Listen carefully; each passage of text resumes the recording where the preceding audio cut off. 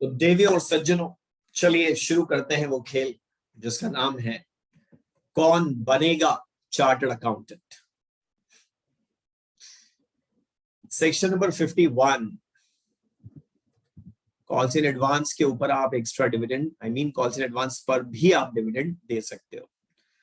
हालांकि table F में लिखा है या आर्टिकल में लिखा होता है कि इंटरेस्ट दे सकते हो, बट सेक्शन में स्पेसिफिकली लिखा है कि आप डिविडेंड दे सकते हो।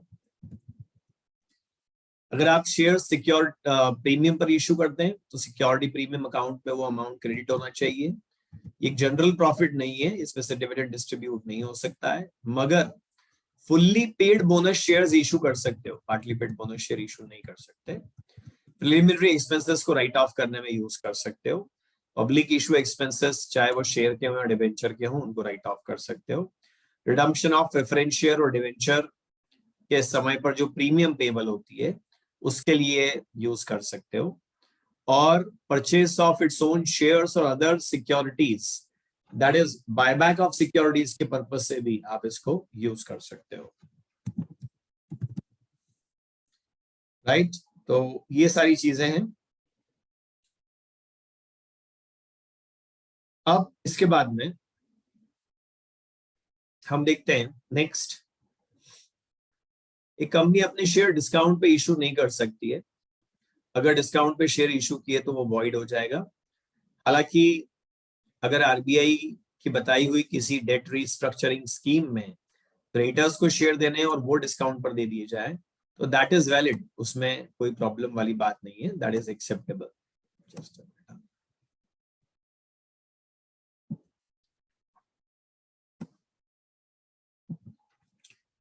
इसके बाद में हमने ये भी पढ़ा था कि एम्प्लॉइज को भी आप डिस्काउंट पर या for consideration other than cash अपने शेयर्स दे सकते हैं।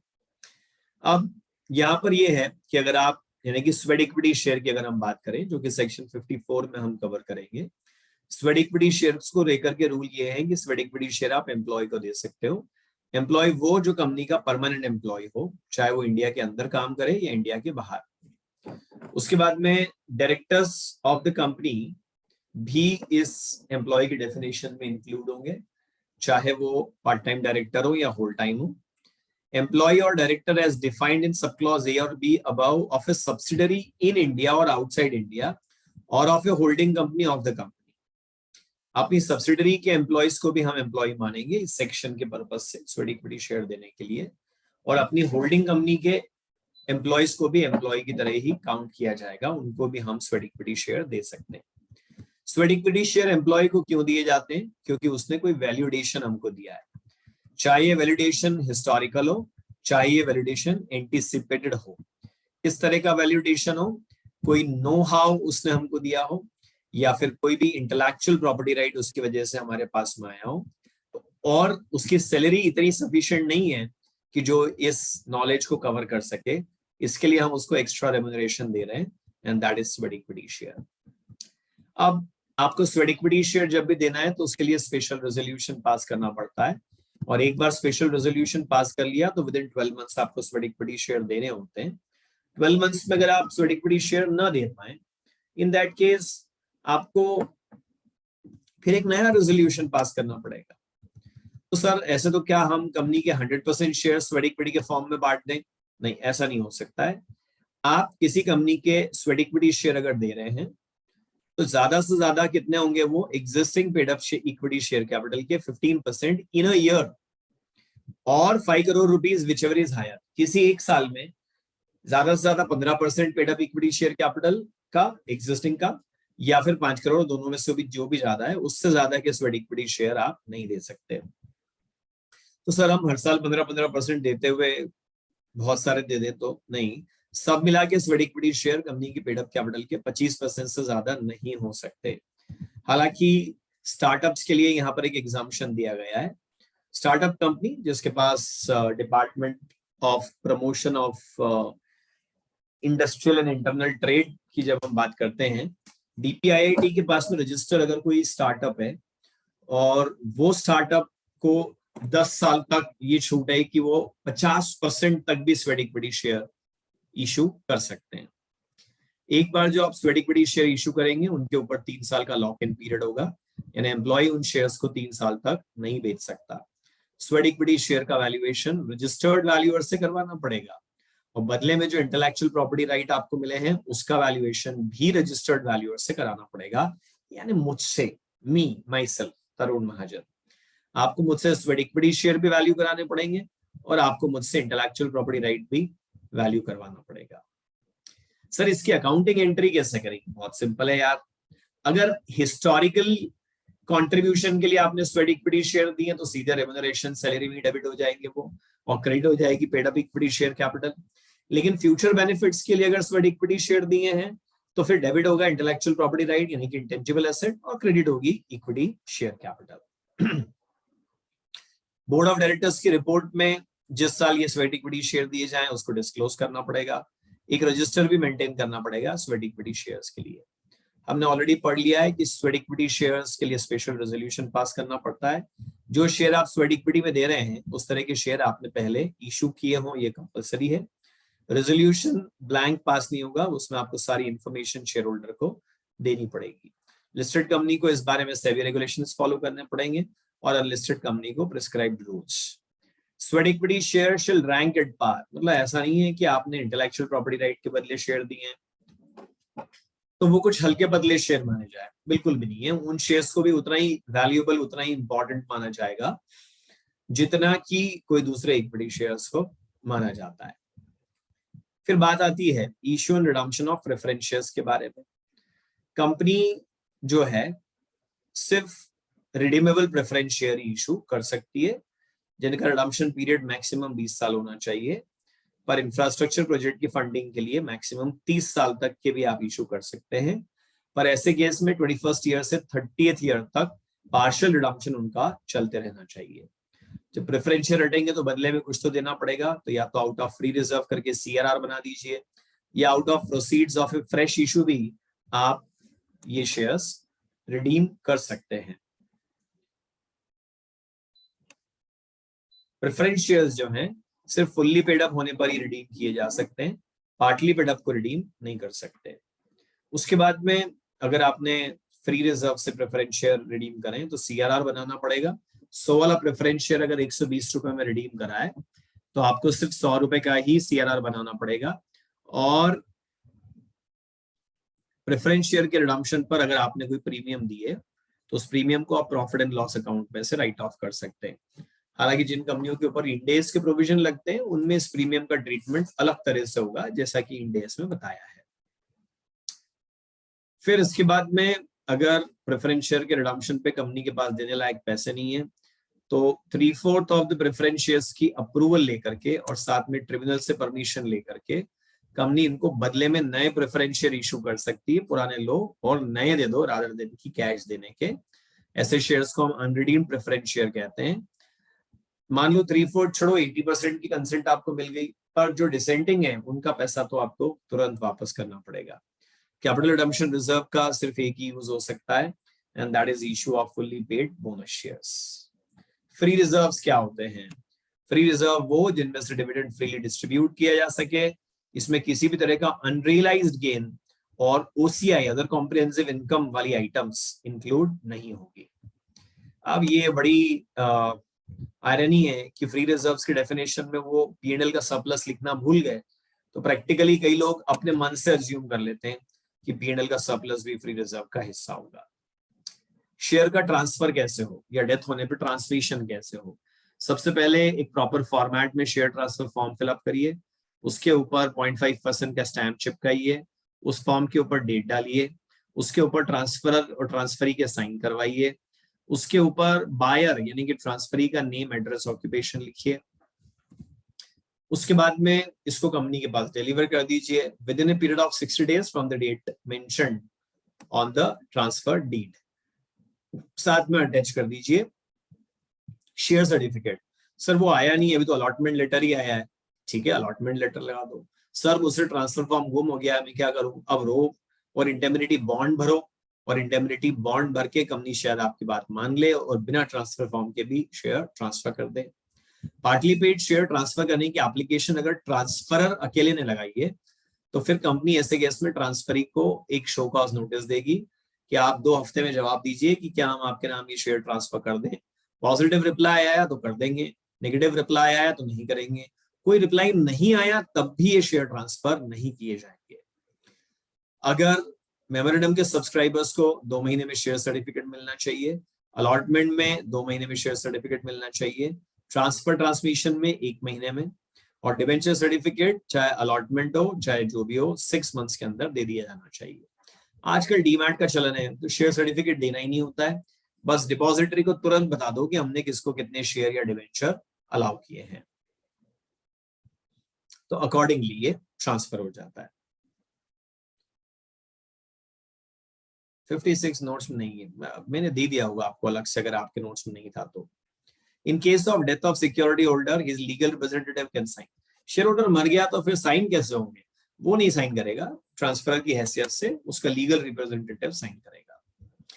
फिर इसके बाद में हमने ये कहा था कि अगर आप शेयर्स खरीदने बेचने के लिए किसी व्यक्ति का झूठा स्वरूप धारण करके और शेयर खरीदने की कोशिश करते हैं बेचने की, आप तरुण महाजन बन के मेरे शेयर बेचने की कोशिश कर रहे हो तो बीच में एंड लिखा देख रहे हो ना, अब तो जेल में जाना पड़ेगा और जेल की रोटी खानी पड़ेगी और जेल का पानी पीना पड़ेगा और साथ में फाइन भी भरना पड़ेगा, नॉन कंपाउंडेबल ऑफेंस है। एक प्राइवेट कंपनी अगर शेयर ट्रांसफर नहीं कर रही है तो उसको रिफ्यूजल नोटिस देना चाहिए with in a period of 30 days. जिस दिन उसको ट्रांसफर रिक्वेस्ट आई थी वहां से 30 दिन में या तो हाँ कर या ना कर, और साथ में रीजंस भी बताओ कि आखिर क्यों ट्रांसफर नहीं किए हैं। अगर ट्रांसफर को लगे कि ये तो गलत रीजन है तो रिफ्यूजल आने से 30 दिन में वो ट्रिब्यूनल को अपील कर सकते हैं। अगर कंपनी जवाब ही ना दे और ट्रांसफर भी ना करे तो जब उन्होंने अप्लाई किया था वहां से 60 दिन में वो ट्रिब्यूनल को अप्लाई कर सकते हैं। पब्लिक कंपनी के शेयर फ्रीली ट्रांसफरेबल होते हैं, पब्लिक कंपनी मना नहीं करती है, पर फिर भी अगर मना कर दे तो मना करने के बाद 60 दिन के अंदर आप अप्लाई कर सकते हैं। और इसके अलावा हमने ये भी पढ़ा था कि अगर कोई जवाब ही ना आए तो जिस दिन आपने अप्लाई किया था वहां से 90 डेज के अंदर अंदर आप अप्लाई कर सकते हैं। एक हमारे लक्की भाई हैं, बहुत ही इंटरेस्टिंग कैरेक्टर है, ये कह रहे हैं कि इनको आवाज कम आ रही है। ठीक है भाई साहब, बढ़ा देता हूं मैं आवाज। आपकी बातें सर आंखों पे हुजूर। आवाज कैसी आ रही है बच्चों? ठीक आ रही है कि कम आ रही है?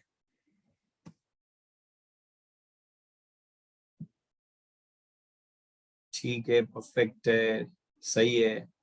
लकी भाई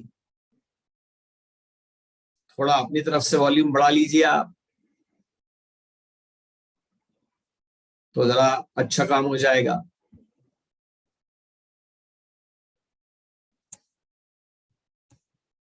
पहले मुझे लगता था बहुत शरीफ बच्चा है, बाद में मालूम पड़ा ये भी बदमाश है, करंट बैच का स्टूडेंट है। चलो आओ देखें, हम ईयरफोन्स का भी इस्तेमाल कीजिए। अच्छा चलो अब सुनो मेरी बात। पब्लिक कंपनी तो मना कर नहीं सकती, एक बात कर ली हमने।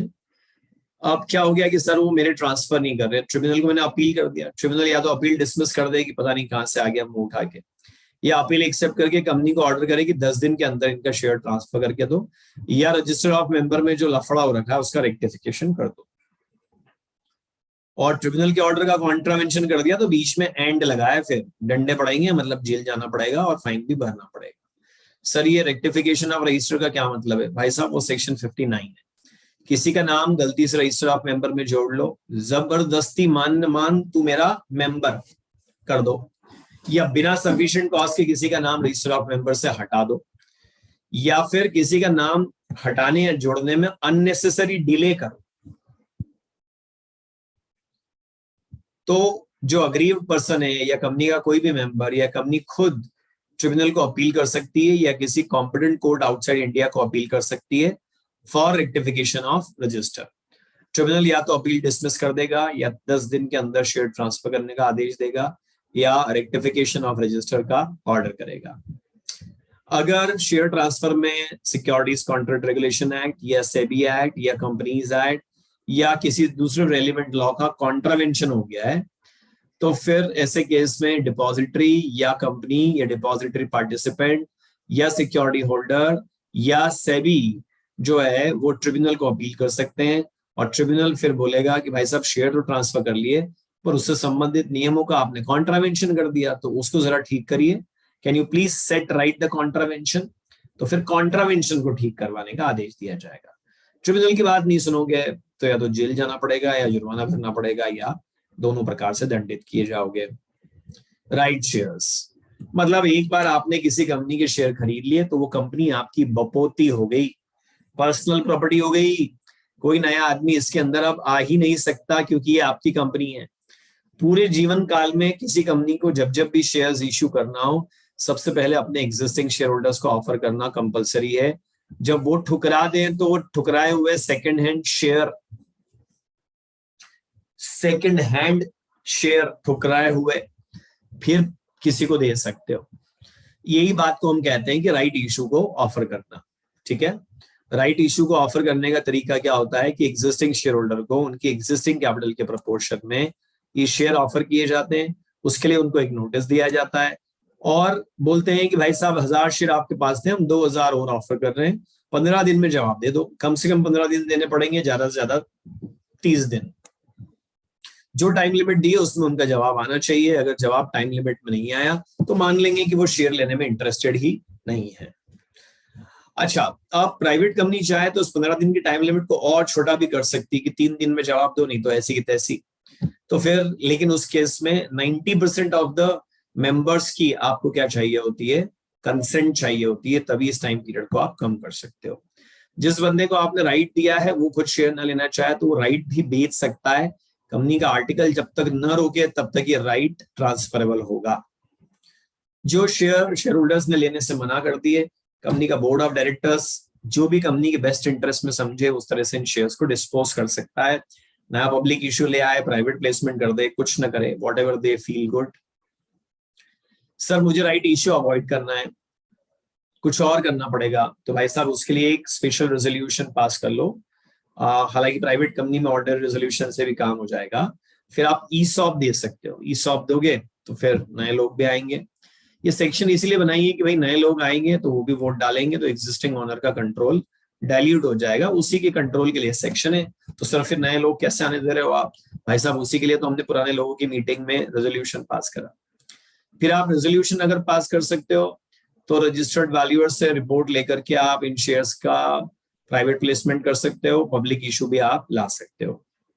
जो भी नोटिस आप दे रहे हैं सब रजिस्टर्ड पोस्ट या स्पीड पोस्ट से आना चाहिए। वैसे तो हमने सेक्शन 20 में पढ़ा था कि मेंबर्स को ऑर्डिनरी पोस्ट से भी नोटिस दे सकते हैं, लेकिन राइट इशू का नोटिस रजिस्टर्ड पोस्ट या स्पीड पोस्ट या इलेक्ट्रॉनिक मोड से ही जाना चाहिए, या ऐसे कुरियर से जो प्रूफ ऑफ डिलीवरी दे सके और इशू ओपन होने के कम से कम 3 दिन पहले।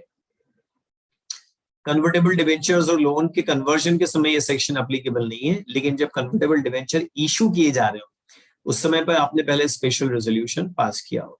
गवर्नमेंट बोले कि यार कंपनी हमने तुमको लोन दिया था, तुम हमारा शेयर में कन्वर्ट कर दो, तो आप बोलो ऐसी तो कोई बात हुई नहीं थी पहले। तो गवर्नमेंट बोलेगी नहीं हुई थी पहले, पर अब तो हम बोल रहे हैं तो करना पड़ेगा। ठीक है भाई साहब कर देंगे, अब हम क्या करें। पर आप बहुत ज्यादा शेयर मांग रहे हो, 1 करोड़ के लोन के लिए आपको 1 लाख शेयर मांगना चाहिए, आप 1 करोड़ के लोन के लिए 5 लाख शेयर मांग रहे हो, दिस इज टू मच। हम ट्रिब्यूनल में अपील कर दें कि hello tribunal, knock knock knock, इस सरकार बहुत ज्यादा शेयर, इस बात के लिए अपील नहीं कर सकते कि ये शेयर क्यों दें, वो तो इन्होंने मांग लिए तो देने पड़ेंगे। एक बार जो मैंने कमिटमेंट कर दिया तो मैं शेयर लेके ही छोड़ता हूँ। हाँ ये अपील कर सकते हो कि बहुत ज्यादा मांग रहे हैं, थोड़ा इनको हिसाब से मांगने को बोलो। ट्रिब्यूनल के ऑर्डर गवर्नमेंट के ऑर्डर की वजह से अगर आपकी ऑथराइज कैपिटल से ज्यादा आपकी इशूड कैपिटल हो जाती है तो to that extent authorise capital अपने आप बढ़ी हुई मान ली जाएगी, उसके लिए आपको और कोई फॉर्मेलिटीज पूरी करने की जरूरत नहीं है। ईसॉप का जब जिक्र आया तो रूल्स भी पढ़ लेते हैं। रूल नंबर 12 में ईसॉप के बारे में बताया है, company share capital and debenture rules 2014 के, यानी चैप्टर नंबर 4 के रूल नंबर 12 के अंदर ये बात हमको बताई गई है। इसमें बोलते हैं ईसॉप के लिए सबसे पहले स्पेशल रेजोल्यूशन पास करो। एम्प्लॉय की डेफिनेशन हमने ऑलरेडी पढ़ ली, permanent employee, director, holding subsidiary का एम्प्लॉय। लेकिन यहाँ एक खास बात है, स्वेट इक्विटी में ये वाला पॉइंट नहीं था, ईसॉप में ये वाला पॉइंट है कि प्रमोटर ग्रुप का जो बंदा है ना उसको आप ईसॉप ऑफर नहीं करोगे, और दूसरा डायरेक्टर अगर उसके पास 10% या ज्यादा शेयर है, इधर डायरेक्टली और थ्रू हिज रिलेटिव्स और थ्रू एनी बॉडी कॉर्पोरेट, तो 10% होल्ड्स मोर देन 10%, 10 से ज्यादा परसेंट शेयर है, तो फिर आप उसको ईसॉप ऑफर नहीं कर सकते ऐसे डायरेक्टर को। स्टार्टअप्स के लिए एक छूट यहां पर दे दी गई है कि 10 साल तक स्टार्टअप्स के ऊपर ये वाली बात नहीं लगेगी, मतलब स्टार्टअप में प्रोमोटर्स और 10% से ज्यादा शेयर होल्डिंग वाले डायरेक्टर्स को भी आप और ईसॉप ऑफर कर सकते हो।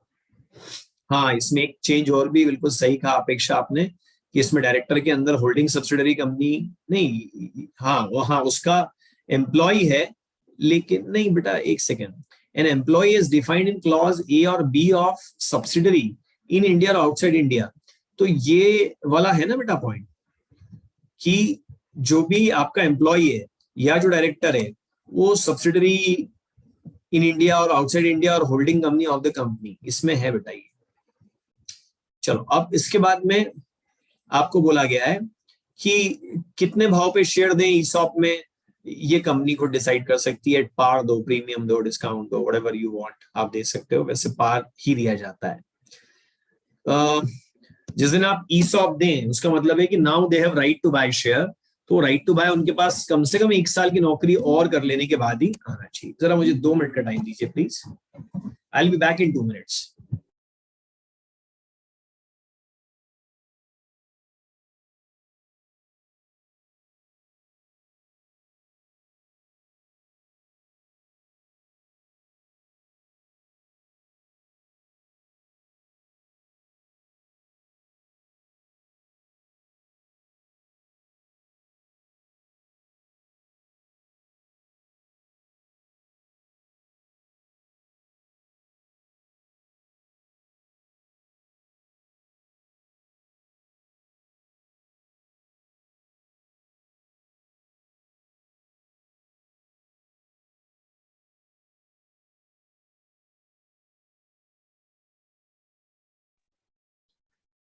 Yes please. So I was saying कि भाई साहब आपको ईसॉप मिला तो कम से कम 1 साल तो टिक के बैठो कंपनी के अंदर, तो ही आपको ईसॉप एक्सरसाइज करने का राइट मिलेगा। पर्सनल इस बीच में कंपनी दूसरी कंपनी के साथ मर्ज हो गई, कंपनी ने मान लो वेस्टिंग पीरियड 1 साल की जगह 4 साल रखा कि भाई तुम 4 साल टिकोगे, कम से कम 1 साल तो रखना ही पड़ता है, 4 साल टिकोगे तो शेयर खरीद पाओगे। सर हम 3 साल टिके, फिर ये कंपनी दूसरी कंपनी मर्ज हो गई, तो फिर वहां 4 साल की गिनती फिर से शुरू हो जाएगी क्या? नहीं, 3 साल तो गिनी लिए जाएंगे जो पहले ही हो गए, अब सिर्फ 1 साल आपको इस मर्ज कंपनी में और काम करना है, तब आप जाके कंपनी के शेयर खरीद पाओगे, ईसॉप एक्सरसाइज कर पाओगे। ईसॉप में जो आप शेयर खरीदेंगे, कंपनी चाहे तो उसमें लॉक इन पीरियड डाल सकती है कि 4 साल बाद तो तूने शेयर खरीदे, पर अब 2 साल और रख, 3 साल और रख, जो कंपनी चाहे रख सकती है, चाहे तो जीरो भी कर सकती है इसको। जब तक ईसॉप एक्सरसाइज नहीं हो जाता तब तक डिविडेंड वोटिंग राइट नहीं है। एक बार वो शेयर खरीद लें तभी डिविडेंड या वोटिंग राइट आएगा। ईसॉप ट्रांसफरेबल नहीं होता है, ईसॉप को गिरवी रख के लोन नहीं लिया जा सकता, एम्प्लॉय के अलावा और कोई ईसॉप एक्सरसाइज नहीं कर सकता है। एम्प्लॉय की डेथ होने पे उसका नॉमिनी जो है वो तुरंत ईसॉप एक्सरसाइज कर सकता है। sorry, in the event of death of an employee while in employment, all options granted to him till such date shall vest in the legal heirs or nominee of the deceased employee. तो इसमें ये नहीं लिखा है तुरंत कर सकता है, बट ये नॉमिनी के पास में ईसॉप आ जाएगा। और अगर परमानेंट इनकैपेसिटी होगी एम्प्लॉय की, तो फिर the option granted to him as soon as on the date of permanent incapacitation shall vest in him on that day. Death होने पे तो नॉमिनी के पास चला गया ऑप्शन, लेकिन अगर परमानेंट इनकैपेसिटी हो गई तो जिस दिन इनकैपेसिटी हुई उसी दिन उसको एक्सरसाइज करने का राइट मिल जाएगा। In the event of resignation or termination of employment, all options not vested shall expire. नौकरी बीच में छोड़ के चले गए आप और तब तक ऑप्शन वेस्ट नहीं हुए थे तो वो एक्सपायर हो जाएंगे, आप उसका फायदा नहीं ले पाएंगे। बोनस शेयर बिल्कुल दे दीजिए, पर फुल्ली पेड दीजिए। पार्टली पेड बोनस शेयर देना तो लोगों को बेवकूफ बनाना है यार। पार्टली पेड बोनस शेयर का क्या करोगे? ये तो लाइबिलिटी बढ़ाने वाली बात है, आप वैसा बिल्कुल नहीं कर सकते। बोनस शेयर या तो फ्री रिजर्व से दे दो, या सिक्योरिटी प्रीमियम से दे दो, या सीआरआर से दे दो, पर रिवॉल्यूशन टाइप के रिजर्व से नहीं दे सकते हो। जो कंपनी बोनस शेयर देना चाह रही है उसको ऑथराइजेशन होना चाहिए from article of association. Board की रिकमेंडेशन पर जनरल मीटिंग में ऑर्डर रेजोल्यूशन पास करना पड़ेगा। उसने डिपॉजिट, डिवेंचर और उसके इंटरेस्ट में डिफॉल्ट नहीं कर रखा हो, उसने एम्प्लॉय की स्टैट्यूटरी ड्यूज जैसे प्रोविडेंट फंड, ग्रेच्युटी, बोनस उसमें डिफॉल्ट नहीं कर रखा हो, पार्टली पेड शेयर अगर जिंदा है तो आप फिर बोनस शेयर नहीं दे सकते, पहले आपको उनको फुल्ली पेड करना पड़ेगा, उसके बाद ही बोनस शेयर दिए जा सकते हैं। और इसके अलावा जो भी प्रिस्क्राइब कंडीशन है वो सब फॉलो करनी पड़ेगी। डिविडेंड के बदले बोनस शेयर देना तो गुनाह होगा, वैसा आप नहीं कर सकते। कैपिटल क्लॉज में कंपनी की ऑथराइज कैपिटल लिखी होती है, तो आपका आर्टिकल अगर अलाउ करे तो आप एक ऑर्डिनरी रेजोल्यूशन पास करके ऑथराइज कैपिटल को बढ़ा सकते हैं, पर डिफरेंस अमाउंट ऑफ फीस पे करना पड़ेगा। ऑथराइज कैपिटल को कैंसिल यानी कि कम भी कर सकते हैं, पर उसमें फीस वापस नहीं मिलेगी। बेटा ये ऑथराइज कैपिटल को कम करना ना, सिर्फ उतना ही कम कर सकते हो जितनी कैपिटल अनइश्यूड है, जो हिस्सा इश्यूड हो गया वो कम नहीं कर सकते आप। तो अनइश्यूड कैपिटल को ऑथराइज कैपिटल को कम करना डिमिनिशन कहलाता है, जबकि इश्यूड कैपिटल को कम करना अंडर सेक्शन 66 रिडक्शन कहलाता है, जिसके बहुत ही टफ प्रोविजन है। तो नोट्स में एक जगह पर डिमिनिशन वर्सेस रिडक्शन दिया है, वो पढ़िएगा। आप चाहें तो शेयर तोड़ सकते हैं, 10 वाले शेयर को 5 वाले 2 में तोड़ दो, पर पेड अप कैपिटल का प्रोपोर्शन नहीं बदलना चाहिए। आप चाहें तो 10 वाले 2 जोड़ के 20 वाला 1 बना दें, पर इससे वोटिंग पावर चेंज होते हो तो ट्रिब्यूनल की परमिशन लेनी पड़ेगी। आप चाहें तो शेयर को स्टॉक को शेयर बना सकते हैं, पर आजकल ये ऑब्सोलेट हो गया है, ऐसा कुछ होता नहीं है। कैंसिलेशन अलग है और रिडक्शन ऑफ कैपिटल अलग है, वो बहुत टफ प्रोविजन है, वो सेक्शन 66 में दिए हैं।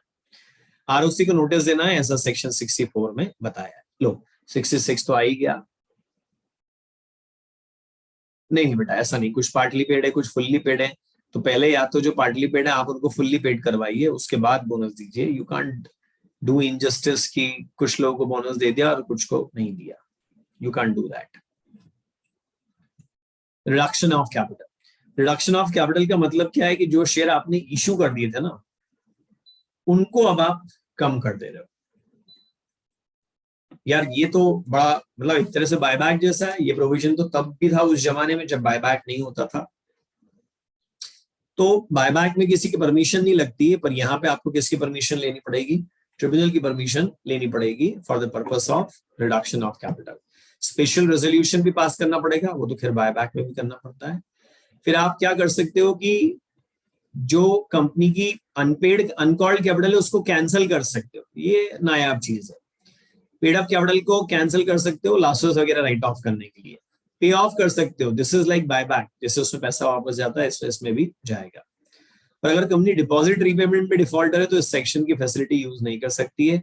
इस सेक्शन में जब आप परमिशन लेने जाते हो ट्रिब्यूनल के पास में, तो उसके पहले ट्रिब्यूनल जो है सेंट्रल गवर्नमेंट, सेबी, क्रेडिटर्स सबको पूछेगा किसी कोई ऑब्जेक्शन है तो 3 महीने में ले लो। ऑब्जेक्शन नहीं आया तो ही परमिशन मिलेगी, ऑब्जेक्शन आ गया तो या तो उनके पैसे चुकाने पड़ेंगे या उनको मनाना पड़ेगा या उनका लोन सिक्योर करके देना पड़ेगा। इसकी अकाउंटिंग सेक्शन 133 में बताए हुए अकाउंटिंग स्टैंडर्ड्स के हिसाब से होना चाहिए। न्यूज़पेपर में डिटेल्स पब्लिश होना चाहिए। ट्रिब्यूनल एक मिनट्स भी देगा कि भाई पोस्ट रिडक्शन कैपिटल कैसी दिखती है। बायबैक अलग है और ये सेक्शन अलग है। एक बार अगर मान लीजिए कैपिटल रिड्यूस हो गई तो अकॉर्डिंगली मेंबर्स की लायबिलिटी भी रिड्यूस हो जाएगी। पर बाद में मालूम पड़ा कि क्रेडिटर्स को झूठ बोल करके और ये लायबिलिटी रिड्यूस की गई थी, तो इस रिड्यूस लायबिलिटी को रीस्टोर कर दिया जाएगा। गड़े मुर्दे उखाड़े जाएंगे। सर मुर्दा था कौन? मुर्दा था अनपेड कैपिटल, उसको गाड़ दिया था कि अभी पैसे वापस नहीं मांगेंगे, पर उसको उखाड़ लेंगे यानी वापस मांगेंगे अगर ये क्रेडिटर्स के साथ चीटिंग करके किया गया था तो। और जिन ऑफिसर्स ने जानबूझ करके ही किया है वो सब 447 में पनिशेबल होंगे। Diminishing versus reduction. सेक्शन 67 मैंने इसको आपकी कन्वीनियंस के लिए एक नाम दिया था कि ये शॉर्टकट बायबैक है, यानी 68 के कोई भी लंबे चौड़े प्रोविजन मत फॉलो करो और डायरेक्ट बायबैक करवा लो। इसी को हम क्या कहते हैं? 67। तो इसमें ऐसा है कि पब्लिक कंपनी शॉर्टकट बायबैक नहीं कर सकती है, private company, simple private company shortcut buyback कर सकती है। अनलिमिटेड कंपनी भी शॉर्टकट बायबैक कर सकती है। अनलिमिटेड कंपनी तो कैसी भी है वो शॉर्टकट बायबैक कर सकती है। फिर आया limited by share and limited by guarantee having a capital, share capital. उसमें पब्लिक कंपनी शॉर्टकट बायबैक नहीं कर सकती है और वो लोन भी नहीं दे सकती है। प्राइवेट कंपनी अगर सिंपल प्राइवेट कंपनी है तो फिर वो शॉर्टकट बायबैक नहीं कर सकती। सिंपल प्राइवेट कंपनी मतलब उसके सब नेचुरल मेंबर है, कोई भी बॉडी कॉर्पोरेट मेंबर नहीं है। उसके बैंक, फाइनेंशियल इंस्टीट्यूशन या बॉडी कॉर्पोरेट से लिया हुआ लोन 50 करोड़ रुपए या पेड अप शेयर कैपिटल का डबल, दोनों में से जो भी कम हो उससे ज्यादा ना हो, और इस लोन में रीपेमेंट में डिफॉल्ट ना हो, तब फिर ये शॉर्टकट बाय बाय कर सकती है। पब्लिक कंपनी को तो बोला कि आप अपने ही शेयर खरीदने के लिए किसी बंदे को न तो लोन दे सकते हो, न किसी और के दिए हुए लोन की गारंटी दे सकते हो, न किसी और के दिए हुए लोन की सिक्योरिटी उठा सकते हो।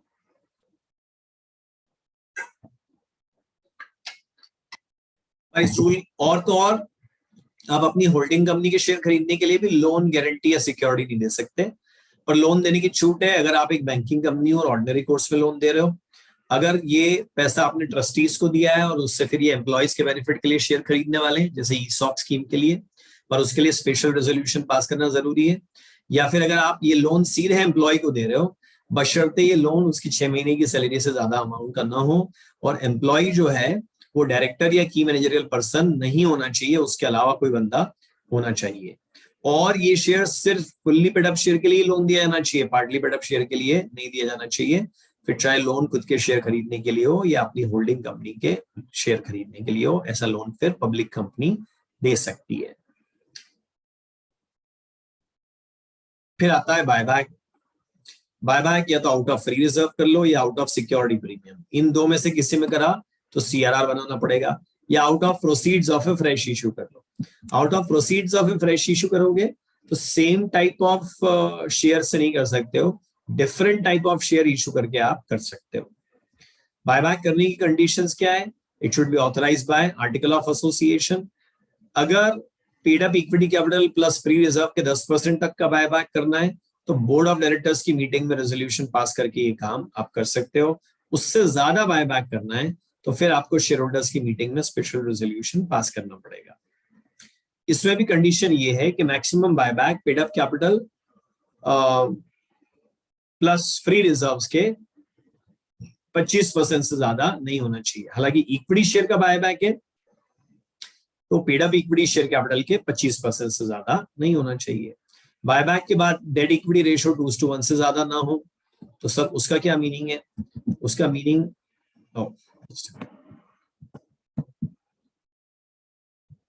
मीनिंग बड़ा साफ है कि आपके सिक्योर्ड अनसिक्योर्ड लोन जो है वो इक्विटी के अमाउंट से डबल से ज्यादा नहीं होना चाहिए। हालांकि सेंट्रल गवर्नमेंट इसमें एग्जम्पशन दे सकती है, डेट इक्विटी रेशियो में बढ़ा सकती है इसको। सिर्फ fully paid up share buyback कर सकते हो, पार्टली पेड अप नहीं। लिस्टेड शेयर्स को अगर आप बायबैक करने के लिए निकले हैं तो आपको पहले सेबी के गाइडलाइन भी फॉलो करनी पड़ेगी। अनलिस्टेड शेयर के लिए प्रिस्क्राइब्ड गाइडलाइंस फॉलो करना चाहिए। एक बार आप बायबैक कर लें तो फिर एक कूलिंग पीरियड सा लग गया आपके ऊपर, अगले 1 साल तक आप दोबारा बायबैक नहीं कर सकते। जो स्पेशल रेजोल्यूशन पास कर रहे हैं उसके लिए पहले आपको शेयर होल्डर्स की मीटिंग बुलानी पड़ेगी, उसके लिए मीटिंग का नोटिस देना पड़ेगा, नोटिस के साथ एक्सप्लेनेटरी स्टेटमेंट देना पड़ेगा। वैसे भी सेक्शन 102 में बोला है कि जितने भी स्पेशल बिजनेसेस हैं उन सब में नोटिस भर से काम नहीं चलेगा, साथ में आपको एक्सप्लेनेटरी स्टेटमेंट भी देना पड़ेगा। और यहाँ उसी बात को एम्फसाइज किया है, बताओ कि भाई सारे मटेरियल फैक्ट्स क्या है, आखिर बात क्या है, बायबैक क्यों कर रहे हो, necessity for buyback, class of security to be bought back, कितना अमाउंट बायबैक में लगेगा, कितना टाइम बायबैक में लगेगा। टाइम जो चाहिए आप लिख के पास करा लो, पर 1 साल से ज्यादा नहीं लगना चाहिए बायबैक को खत्म होने में, चाहे स्पेशल रेजोल्यूशन हो चाहे बोर्ड रेजोल्यूशन हो। या तो आप एग्जिस्टिंग सिक्योरिटी होल्डर से प्रोपोर्शनेट बेसिस पे बायबैक कर लो, या ओपन मार्केट से कर लो तो वो डिस्प्रपोर्शनेट बेसिस पे हो पाएगा। स्वेट इक्विटी शेयर, ईसॉप, ये वाले शेयर भी आप बायबैक में कवर कर सकते हो। कहीं ऐसा तो नहीं कि आप डूबने वाले हो तो बायबैक करके पैसा शेयर होल्डर को पहले वापस कर रहे हो। तो इसके लिए आपको एक डिक्लेरेशन ऑफ सॉल्वेंसी देना पड़ेगा कि हमने कंपनी की फाइनेंशियल पोजीशन को ठीक ढंग से चेक किया है और कंपनी के अगले 1 साल में इंसॉल्वेंट होने के हमको कोई चांस नहीं लगते।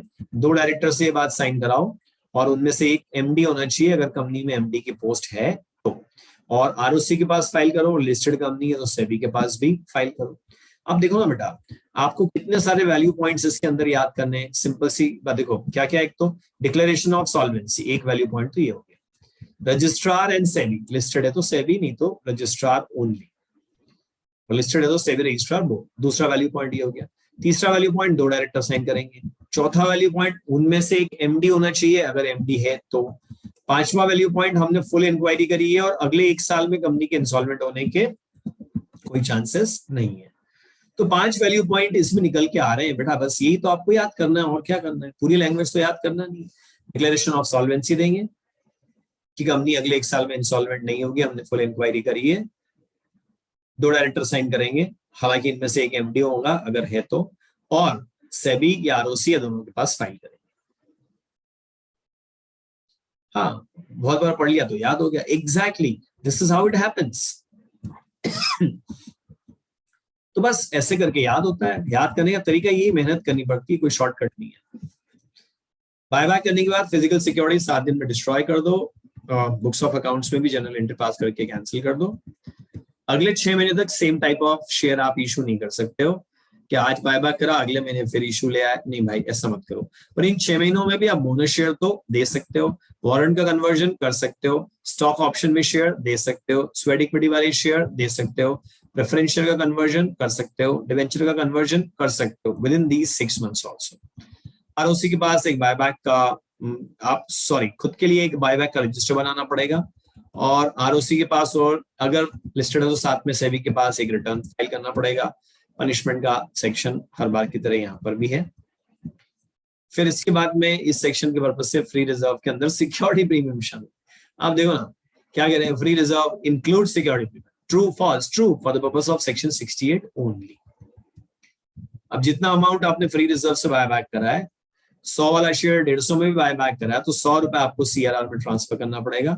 सीआरआर से सिर्फ fully paid bonus share issue हो सकते हैं और कुछ भी आप नहीं कर सकते। तो अब आप देखिए इसमें बायबैक करने के ऊपर there is some restriction under certain circumstances. आप अपनी सब्सिडरी के थ्रू बायबैक नहीं कर सकते, इन्वेस्टमेंट कंपनीज के थ्रू बायबैक नहीं कर सकते। अगर आप डिफॉल्टर हो तो आप बायबैक नहीं कर सकते। Default in repayment of deposit, interest on deposit, redemption of debenture preference share, payment of dividend on any share, repayment of term loan और interest payable thereon to any bank और financial institution. इसमें body corporate नहीं है, और term loan है minded, general loan नहीं है। अगर ये वाले फाइनेंशियल डिफॉल्ट करें ना, तो ये पैसे चुकाने के बाद भी अगले 3 साल तक आप बायबैक नहीं कर सकते हो। कोई भी कंपनी जो डिविडेंड के पेमेंट में डिफॉल्ट में है वो भी बायबैक नहीं कर सकती, दिस इज नॉट अलाउड। और फाइलिंग डिफॉल्ट में है कंपनी, तब भी वो बायबैक नहीं कर सकती। डिवेंचर्स कन्वर्टेबल भी हो सकते हैं, सिक्योर भी हो सकते हैं, पर कन्वर्टेबल के लिए स्पेशल रेजोल्यूशन पास करना पड़ेगा। डिवेंचर होल्डर को कभी भी राइट टू वोट नहीं होगा। फिर आपको डीआरआर बनाना चाहिए, कितना वो हम आगे देखते हैं। फिर उसके बाद 500 से ज्यादा लोगों को इन्विटेशन दिया है तो डिवेंचर ट्रस्टीज का अपॉइंटमेंट करना पड़ेगा, और वो डिवेंचर होल्डर के हितों की रक्षा करेंगे। फिर उसके बाद ट्रस्टीज, अगर आप लिख दें कि ट्रस्टी कोई गलती करें तो माफ कर दिया जाए, तो ये क्लॉज वॉइड मान लिया जाएगा, क्योंकि उनको माफ करने का अधिकार सिर्फ डिवेंचर होल्डर्स के पास है, अगर उनकी 3/4 मेजोरिटी माफ करना चाहे तो। कंपनी की ड्यूटी है कि डिवेंचर का इंटरेस्ट और प्रिंसिपल टाइमली मैनर में पे करें। ट्रस्टीज को लगे कि यार ये कंपनी हमारे पैसे, डिवेंचर होल्डर के पैसे उड़ा देगी, खत्म कर देगी, तो ट्रस्टीज क्या कर सकते हैं ऐसे केस में, ट्रिब्यूनल को पिटीशन लगा सकते हैं कि इस कंपनी को फर्दर लाइबिलिटीज इनकर करने से रोका जाए, या एक्सपेंसेस करने से रोका जाए, या उस एक्टिविटी से रोका जाए जिससे कंपनी का पैसा खर्च हो जाएगा। ट्रिब्यूनल को ये बात सही लगे तो ट्रिब्यूनल कंपनी को रोक सकती है। कोई कंपनी अगर टाइमली डिवेंचर का रिडम्पशन ना करे तो लोग ट्रिब्यूनल में जा सकते हैं, फिर ट्रिब्यूनल कंपनी को ऑर्डर देगी, तब तो पैसा वापस करना ही पड़ेगा। जिसने डिवेंचर खरीदने का कॉन्ट्रैक्ट करा है वो स्पेसिफिक परफॉर्मेंस की तरह से उसको कंपनी इन्फोर्स करा सकती है। सर मैक्सिमम कितने डिवेंचर इशू कर सकते हैं? नो लिमिट, इन्फिनिट रुपीस के। पर आजकल क्या है कि पब्लिक इशू ऑफ डिवेंचर लाते हो ना, तो क्रेडिट रेटिंग जरूरी है। तो आप बहुत ज्यादा रुपए के डिवेंचर इशू करोगे तो आपकी क्रेडिट रेटिंग कम हो जाएगी, तो फिर लोग या तो खरीदना पसंद नहीं करेंगे या इंटरेस्ट बहुत ज्यादा मांगेंगे। डिवेंचर मैक्सिमम 10 साल के लिए, सिक्योर्ड डिवेंचर मैक्सिमम 10 साल के लिए ही इशू हो सकते हैं, पर इंफ्रास्ट्रक्चर फंडिंग वाला काम कुछ चल रहा है तो मैक्सिमम 30 साल तक के लिए इशू हो सकते हैं। अगर सिक्योर डिवेंचर आपने इशू करें तो टाइमली उनके ऊपर चार्ज क्रिएट करना चाहिए, वो भी सफिशिएंट अमाउंट का। डीआरआर कितना बना? ऑल इंडिया फाइनेंस इंस्टीट्यूशन और बैंक को कोई जरूरत नहीं है। DRR, DRF, debenture redemption fund किसी की जरूरत नहीं है। लिस्टेड कंपनीज है तो एनबीएफसी, एचएफसी, इसमें एक करेक्शन है जहां तक मुझे याद पड़ता है, ये एनबीएफसी एचएफसी में नहीं बनाना पड़ता है, स्लाइड पर हमने इसी तरह से लिखा था। एक बार मैं फिर भी इसको, यही है, अगर कुछ चेंज होगा तो मैं आपको फिर बता दूंगा। वैसे मैं एक बार स्लाइड पर भी चेक कर देता हूँ, just give me a moment.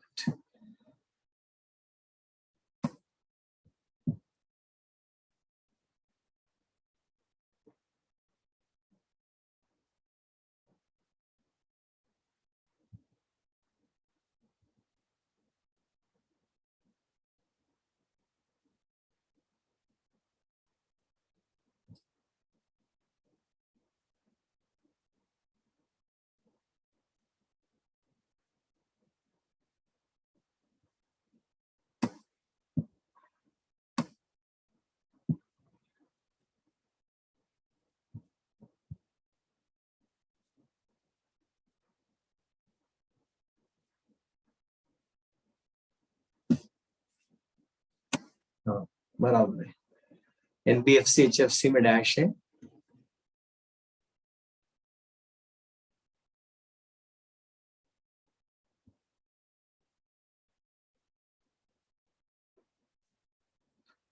और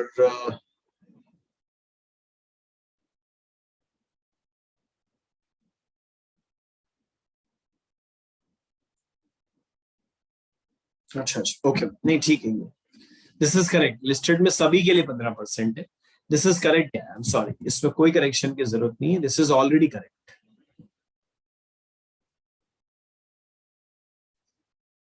चलो, अब फिर इसके बारे में हमने और भी काफी बातें की थी कि जो 15% है वो उस साल जितने डिपॉजिट मेच्योर हो रहे हैं सिर्फ उसी साल बनाना है। ये पैसा शेड्यूल्ड बैंक में रखो, गवर्नमेंट सिक्योरिटी में रखो, ट्रस्टेड की सिक्योरिटी में रखो, इसके अगेंस्ट आप कोई लोन नहीं ले सकते हो। अगर कन्वर्टेबल डिवेंचर है, पार्टली कन्वर्टेबल, तो जो हिस्सा नॉन कन्वर्टेबल है सिर्फ उतने हिस्से के ऊपर डीआरआर डीआरएफ आपको बनाना पड़ेगा। डिवेंचर ट्रस्टी इसको नहीं बना सकते आप, शेयर होल्डर को नहीं बना सकते, प्रमोटर को नहीं बना सकते हो, कंपनी के डेटर या क्रिएटर को आप ट्रस्टी नहीं बना सकते, डिवेंचर के गारंटर को ट्रस्टी नहीं बना सकते। जो कंपनी के साथ रेगुलर बिजनेस करता है 50 लाख रुपए का या फिर टर्नओवर के 1% का, उस व्यक्ति को आप ट्रस्टी नहीं बना सकते। रिलेटिव ऑफ प्रमोटर और डायरेक्टर और की मैनेजरल पर्सन, उनको भी आप ट्रस्टी नहीं बना सकते। डिवेंचर में अगर परिपॉजिटिव क्लॉज है तो उसका मतलब ये निकलता है कि सबके राइट्स इक्वल हैं, किसी को पहले किसी को बाद में पैसा मिलने वाला नहीं है अमंग डिवेंचर होल्डर्स। फिर इसके बाद में कुछ छोटी छोटी डेफिनेशंस हैं। हाँ राइट, फिर आता है acceptance of deposit by the company from members. So deposit को लेकर के तो मैं डेफिनेटली, चलो हम पढ़ते हैं। किसी भी कंपनी को डिपॉजिट लेना है, देखिए section 73 is about acceptance of deposit from members. तो अगर मेंबर से डिपॉजिट लेना है तो एक ऑर्डिनरी रेजोल्यूशन पास करना पड़ेगा, मेंबर्स को एक सर्कुलर इशू करना पड़ेगा जिसमें कंपनी की फाइनेंशियल पोजीशन एटसेट्रा बताएंगे। आरओसी को कॉपी देने के बाद 30 डेज के अंदर अंदर ये सर्कुलर मेंबर को देना चाहिए। अच्छा, अब कंपनी को एक डिपॉजिट रीपेमेंट रिजर्व भी बनाना पड़ेगा, जो आने वाले साल में जितने डिपॉजिट मेच्योर होने वाले हैं उसके 20% के बराबर होगा। कंपनी को ये सर्टिफाई करना पड़ेगा कि कंपनी ने अभी तक के डिपॉजिट के रीपेमेंट में कोई डिफॉल्ट नहीं किया है। सिक्योर्ड डिपॉजिट अगर ले रही है तो टाइमली सिक्योरिटी क्रिएट करनी पड़ेगी। अनसिक्योर्ड डिपॉजिट ले रही है तो चिल्ला चिल्ला के बताना पड़ेगा कि डिपॉजिट कैसे हैं अनसिक्योर्ड। डिपॉजिट का प्रिंसिपल और इंटरेस्ट टाइमली रीपे करना चाहिए। अगर कंपनी ऐसा नहीं करती है तो ट्रिब्यूनल के पास लोग शिकायत कर सकते हैं and then tribunal will say to make repayment immediately. अच्छा, फिर हमने कहा कि डिपॉजिट क्या नहीं है, अ फुल डेफिनेशन।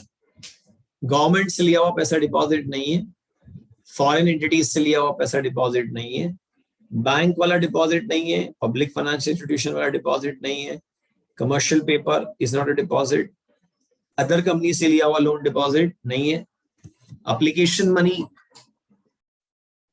जिसको लिए हुए अभी 75 डेज से ज्यादा नहीं हुए हैं, उसके बाद तो रिफंडेबल हो जाती, क्योंकि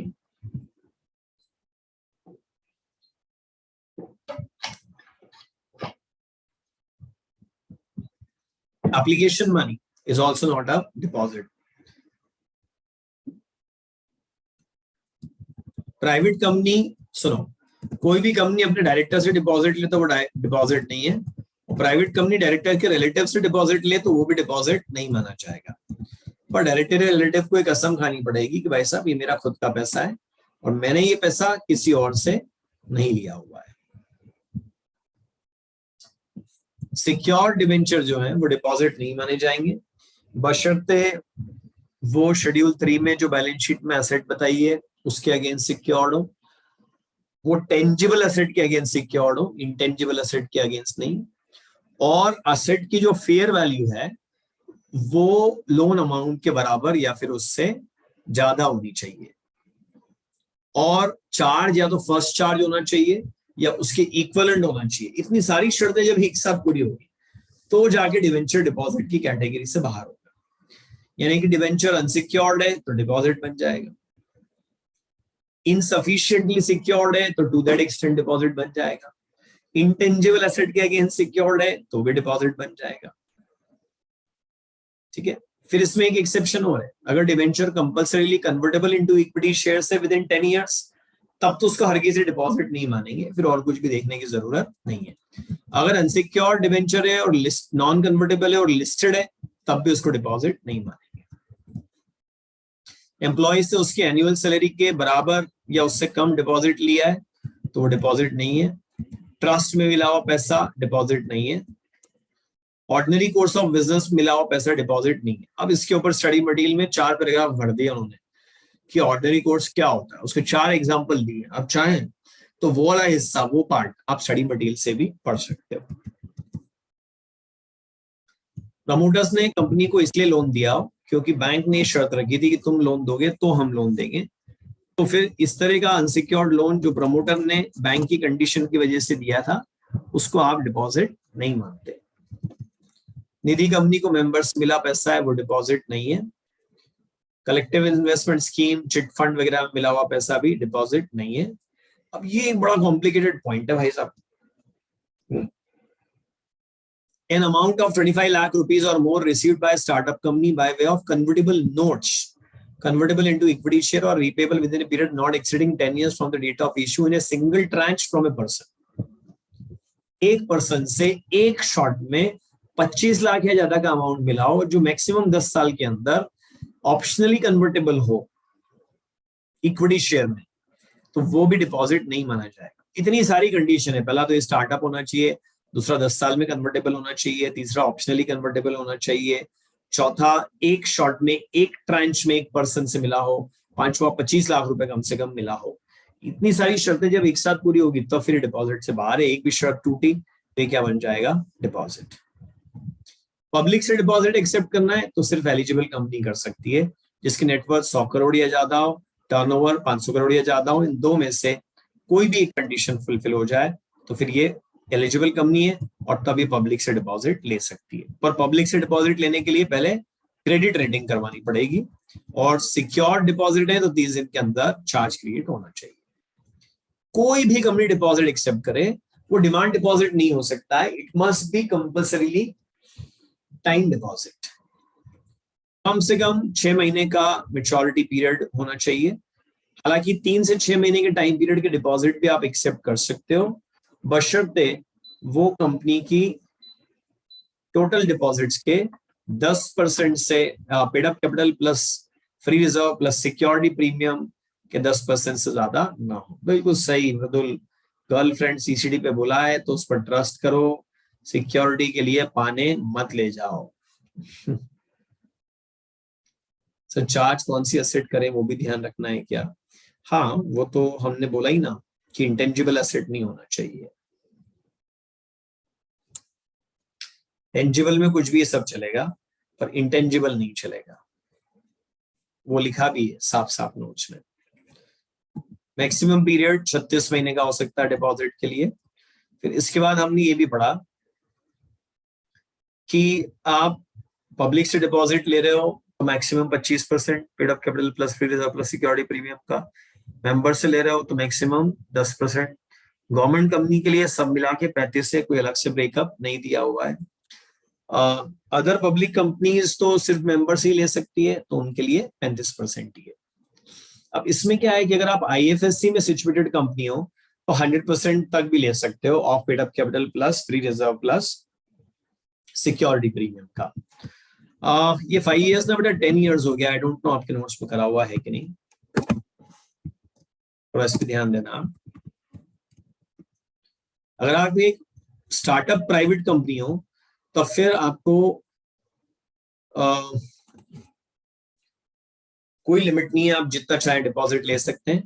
अगर आप एक सीधी सादी प्राइवेट कंपनी हो तब भी आपका कोई लिमिट नहीं है, आप जितना चाहे डिपॉजिट ले सकते हो। सीधी सादी प्राइवेट कंपनी मतलब जो किसी की सब्सिडरी या किसी के एसोसिएट ना हो, जिसका बैंक, फाइनेंशियल इंस्टीट्यूशन या बॉडी कॉर्पोरेट से लिया हुआ लोन उसकी पेड अप कैपिटल का डबल या 50 करोड़ रुपए विचएवर इज लेस से कम हो, और जिसने इस तरह के लोन में सबसिस्टिंग डिफॉल्ट ना कर रखा हो, और जिसने अपने डिपॉजिट का आई मीन डिफॉल्ट इसमें नहीं कर रखा हो, तब उस सिंपल प्राइवेट कंपनी, तब उस पर कोई लिमिट नहीं है। मैक्सिमम इंटरेस्ट उतना दे सकते हैं, ब्रोकरेज उतनी दे सकते हैं जितना आरबीआई प्रिस्क्राइब करे। फिफ्थ पॉइंट का फर्दर पॉइंट नहीं है हमारे नोट्स में, ठीक है, वेरी नाइस। तो मैं एक काम करता हूँ, इसको पेस्ट कर देता हूँ आपके चैट बॉक्स के अंदर, आप चाहें तो एक स्क्रीनशॉट या फोटोग्राफ भी साथ में ले सकते हैं।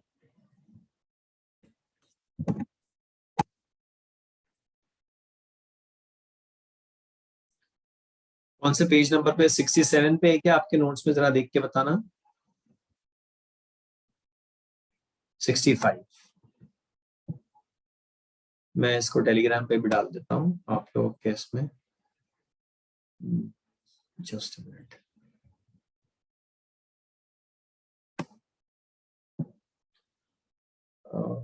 May 23 FMCL।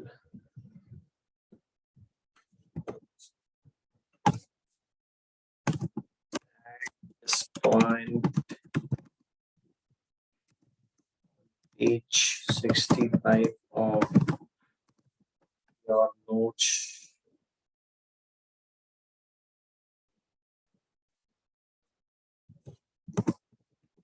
under key rules for acceptance of deposits, number 22 को डाल देता हूँ।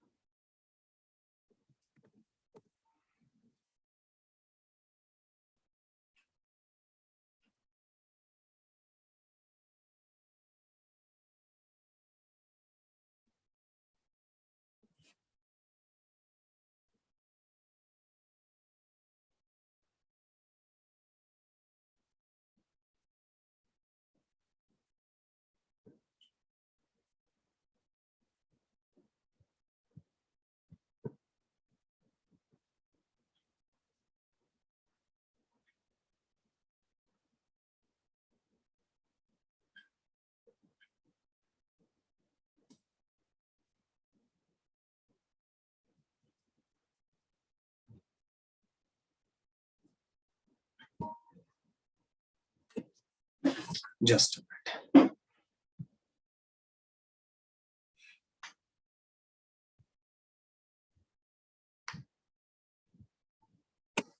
हाँ, करंट बैच के नोट्स में तो सही है, ठीक है।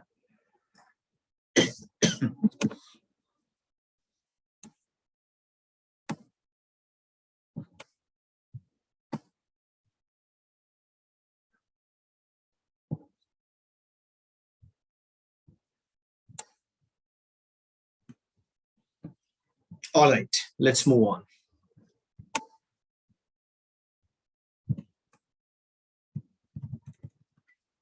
Contravention is okay. हाँ, आप जैसे डिबेंचर ट्रस्टीज हैं, ऐसे डिपॉजिट ट्रस्टीज भी, appointment of trustees for depositor का भी प्रोविजन है इसके अंदर। तो इसके लिए आपको बोला है कि किस व्यक्ति को आप ट्रस्टी बना सकते हैं, इनफैक्ट किसको नहीं बना सकते हैं, वो यहाँ पे बताया है कि कंपनी का डायरेक्टर, की मैनेजर पर्सन और any other officer of the employ of the company और इट्स होल्डिंग कंपनी और सब्सिडरी और एसोसिएट कंपनी और a depositor in the company. जो बंदा डायरेक्टर है या की मैनेजर पर्सन है या ऑफिसर है या एम्प्लॉय है, कहां पर, कंपनी में, या उसकी होल्डिंग कंपनी में, या उसकी सब्सिडरी कंपनी में, या उसकी एसोसिएट कंपनी में, या फिर कंपनी में ही डिपॉजिटर है, इन सबको आप डिपॉजिट ट्रस्टी नहीं बना सकते। जैसे डिवेंचर ट्रस्टी होता है, ऐसे डिपॉजिट ट्रस्टी भी है। वन हु इज इंडेप्टेड, जिसने लोन ले रखा है, उधार माल खरीद रखा है कंपनी से, सब्सिडरी कंपनी से, होल्डिंग कंपनी से, एसोसिएट कंपनी से और सब्सिडरी ऑफ सच होल्डिंग, मतलब फेलो सब्सिडरी से भी नहीं लिया होना चाहिए, जिसका कोई पिक्यूलियर रिलेशन हो कंपनी के साथ में, जिसने कोई गारंटी अरेंजमेंट करा हो डिपॉजिट्स को सिक्योर करने के लिए, या जो रिलेटिव हो क्लॉज ए में लिखे हुए व्यक्ति का। ऐसे लोगों को आप ट्रस्टी नहीं बना सकते। एक बार जो बंदा ट्रस्टी बन गया, उसको उसका टर्म एक्सपायर होने के पहले आप रिमूव नहीं कर सकते हो, except with the consent of all directors present at the meeting of board of directors, जिसमें कम से कम एक इंडिपेंडेंट डायरेक्टर मीटिंग में जरूर प्रेजेंट होना चाहिए। फिर इसके बाद में आपको बताया गया कि एक रजिस्टर मेंटेन करना पड़ेगा आपको, जिसमें डिपॉजिटर की सारी डिटेल लिखी जाएगी। फिर उसके बाद में आपको हर साल 30 जून तक एक रिटर्न फाइल करना पड़ेगा आरओसी के पास में। Next is regarding charge. जब भी कोई कंपनी चार्ज क्रिएट करती है तो 30 दिन के अंदर उसका रजिस्ट्रेशन आरओसी के पास करवाना पड़ता है। पुराने प्रोविजन कुछ अलग थे, उसके ऊपर ये बात की गई है कि कोई चार्ज इस एक्ट के चालू होने के पहले क्रिएट हो गया हो तो फिर 300 दिन के अंदर रजिस्टर करा लो, या फिर अमेंडमेंट एक्ट चालू होने के बाद 60 दिन के अंदर करा लो, विचएवर इज लेटर, वहां तक आप चार्ज रजिस्टर करा सकते थे। पर अब ये बात पुरानी हो गई, क्योंकि ये सेक्शन आए हुए भी लंबा समय बीत चुका है, अब अमेंडमेंट आया हुआ है। तो फिलहाल प्रोविजन आपका ये है कि 30 दिन के अंदर आप चार्ज का रजिस्ट्रेशन करा लो, और अगर आपने 30 दिन में चार्ज का रजिस्ट्रेशन नहीं कराया है तो अगले 60 दिन में एडिशनल फीस के साथ करा लो, और अगले 60 दिन में भी नहीं कराया तो और अगले 60 दिन, मतलब 30 + 60 डेज में लेट फीस के साथ। लेकिन ये लेट फीस जो है फ्लैट फीस नहीं होगी कि 1000, 500, 2000 रुपए, एड वैलोरम फीस होगी, यानी जितने रुपए का चार्ज रजिस्टर कराने में डिले हुई है उसके कुछ परसेंटेज फॉर्म में ये फीस लगने वाली होगी। फिर उसके बाद में यहां पे आपको ये भी बताया गया है कि this should not subsequent registration of charge shall not prejudice right of any person। नहीं बेटा, ब्रदुल वो 30 + 60 इस तरह से यहां पर है। एक मिनट, उसको मैं कंफर्म कर देता हूं, शायद कुछ मिस्टेक हुई है वहां पे। गिव मी अ मोमेंट, मैं अभी आपको क्लैरिफाई कर देता हूं।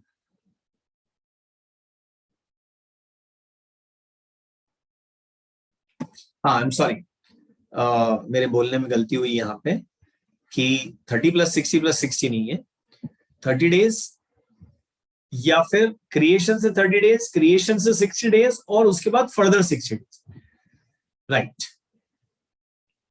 या ऐसा कह दो 30 डेज तक विदाउट लेट फीस, उसके अगले 30 दिन विथ लेट फीस, उसके अगले 60 दिन with ad valorem fees. It is like that. चलो, अब इसके बाद में हम बोलते हैं नेक्स्ट पॉइंट, कि चार्ज रजिस्टर हो एक्चुअली उसके पहले अगर किसी बंदे ने कंपनी के साथ प्रॉपर्टी में डील कर लिया है तो उसका राइट अफेक्ट नहीं होगा। चार्ज रजिस्टर होने पर आरओसी आपको एक certificate of registration of charge देगा, और अगर आपने चार्ज का रजिस्ट्रेशन नहीं कराया तो उसका खतरनाक परिणाम ये निकलेगा कि charge will be void against the liquidator of the company. Charge will be void against the liquidator of the company. Reason is here is quite very simple कि अगर चार्ज रजिस्टर नहीं कराया आपने, इंटरप्रिटेशन समझो इसका, और कंपनी का liquidation भी नहीं हुआ और कंपनी ने आपका लोन चुकाने में डिफॉल्ट कर दिया, तो चार्ज वैलिड है because charge is valid against the company, but it is void against the liquidator of the company if it is not registered. फिर सेक्शन 78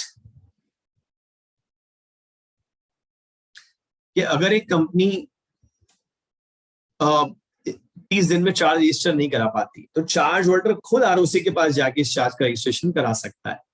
ऐसा करने में उसका जो भी खर्च आएगा वो सब कंपनी से वसूल कर सकता है, पर आरओसी ऐसे किसी के भी कहने पर चार्ज रजिस्टर करने से पहले कंपनी को इसका नोटिस जरूर देगी कि चार्ज रजिस्टर होने के लिए आया है, क्या हम इसका रजिस्ट्रेशन कर दें। 79 सेक्शन है कि कोई प्रॉपर्टी पर पहले से ही चार्ज था तो फिर 30 डेज काउंट कहां से होंगे? चार्ज क्रिएट करने से 30 डेज काउंट नहीं होंगे। जो प्रॉपर्टी कंपनी ने खरीदी है जिसमें पहले से चार्ज था तो प्रॉपर्टी खरीदने से फिर 30 डेज काउंट होंगे। अगर चार्ज के टर्म्स में कोई मॉडिफिकेशन होता है तो मॉडिफिकेशन होने से 30 डेज के अंदर चार्ज का मॉडिफिकेशन का रजिस्ट्रेशन कराना पड़ेगा।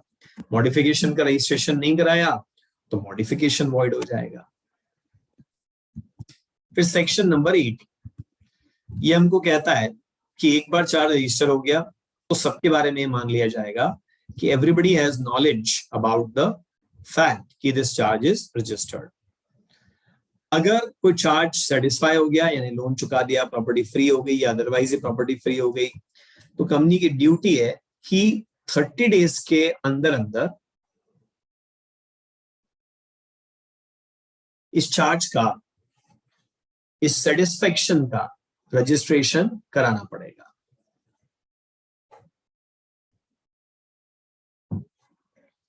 फिर इसके बाद में the next thing here is the registrar shell on receipt of intimation under subsection 1, अगर आपने बोला आरओसी को कि चार्ज का सेटिस्फेक्शन कर दो, तो आरओसी चार्ज सेटिस्फेक्शन की एंट्री नहीं करेगा, पहले वो चार्ज होल्डर को नोटिस देगा और उसको शो कॉज नोटिस देगा और कहेगा कि आपको कोई इसमें ऑब्जेक्शन तो नहीं है। अगर वो ऑब्जेक्शन ले ले तो फिर चार्ज का सेटिस्फेक्शन रजिस्टर नहीं होगा, अगर वो कोई ऑब्जेक्शन ना ले तो फिर जाकर के सेटिस्फेक्शन का रजिस्ट्रेशन होगा। चलो फिर इसके बाद में सेक्शन 83 कि अगर आरओसी के पास सफिशिएंट एविडेंस है कि चार्ज सेटिस्फाई हो गया मगर ये बात आरओसी को नहीं बताई गई तो सुओ मोटो भी चार्ज के सेटिस्फेक्शन का रजिस्ट्रेशन कर सकता है। सेक्शन 84 हमको बोलता है कि अगर कंपनी ने या चार्ज होल्डर ने, basically I should say charge holder ने रिसीवर का अपॉइंटमेंट कराया है तो फिर वो कंपनी को नोटिस दे कि मैंने इस प्रॉपर्टी को बेचने के लिए एक रिसीवर अपॉइंट कराया है। उसके बाद जब रिसीवर अपना काम खत्म कर ले, प्रॉपर्टी को बेच दे, पैसा वसूल कर ले, चार्ज होल्डर को चुका दे, तो फिर वो आरओसी को एक नोटिस देगा कि मैंने अपना काम फिनिश कर लिया है। फिर सेक्शन नंबर 86 हमको क्या बोलती है? Punishment for contravention. अगर किसी कंपनी ने कोई कॉन्ट्रावेंशन करा तो एक पेनल्टी उसके ऊपर लगेगी। सेक्शन 87 में ये बोलते हैं कि अगर सेंट्रल गवर्नमेंट को आप इस बात के लिए सेटिस्फाई कर दें कि हमने जो डिटेल्स फाइल करी थी, देखो सेक्शन 87 में हर चीज की माफी नहीं मिलती है। किसकी माफी मिलती है? कि सेटिस्फेक्शन ऑफ चार्ज का रजिस्ट्रेशन कराना ही भूल गए तो उसकी माफी मिल सकती है, पर चार्ज का रजिस्ट्रेशन कराना भूल गए, मॉडिफिकेशन का रजिस्ट्रेशन कराना भूल गए, उसकी माफी नहीं। हाँ, उसकी डिटेल्स गलत फाइल कर दी थी और उसमें आप करेक्शन करवाना चाहते हो तो उसकी माफी आपको सेंट्रल गवर्नमेंट दे सकती है, बशर्ते आप प्रूव करें कि it was an accidental mistake और जानबूझ करके ऐसा नहीं किया गया था। चलो एक 5 मिनट का हम ब्रेक लेते हैं और 8:25 पे हम वापस से इसको स्टार्ट करेंगे। Okay thanks.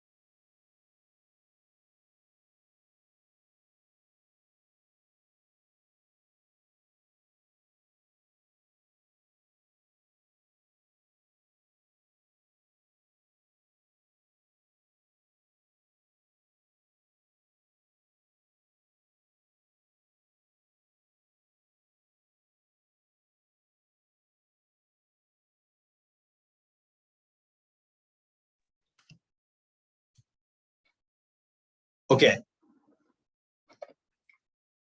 So now section 88, it's a simple section कि कंपनी को register of member, register of debenture holder, other security holder रखना पड़ेगा, इंडेक्स रखना चाहिए, बेनिफिशियल ऑनर का रिकॉर्ड में सिर्फ इतना लिखना है कि शेयर डीमैट में है।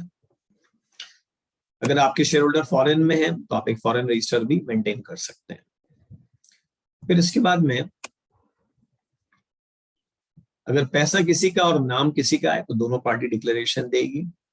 जिसका पैसा है वो बेनिफिशियल ऑनर है, जिसका नाम है वो शेयर होल्डर है। दोनों डिक्लेरेशन इस बारे में देंगे और कंपनी इसको अपने रिकॉर्ड पर नोट करेगी। बेनिफिशियल ऑनरशिप में अगर चेंज होता है इसकी इंटीमेशन भी कंपनी को जानी चाहिए। इस तरह का डिक्लेरेशन नहीं देंगे तो फिर पेनल्टी है और बेनिफिशियल ऑनर फिर अपना राइट भी एनफोर्स नहीं कर पाएगा इस बात को लेकर के। इसके अलावा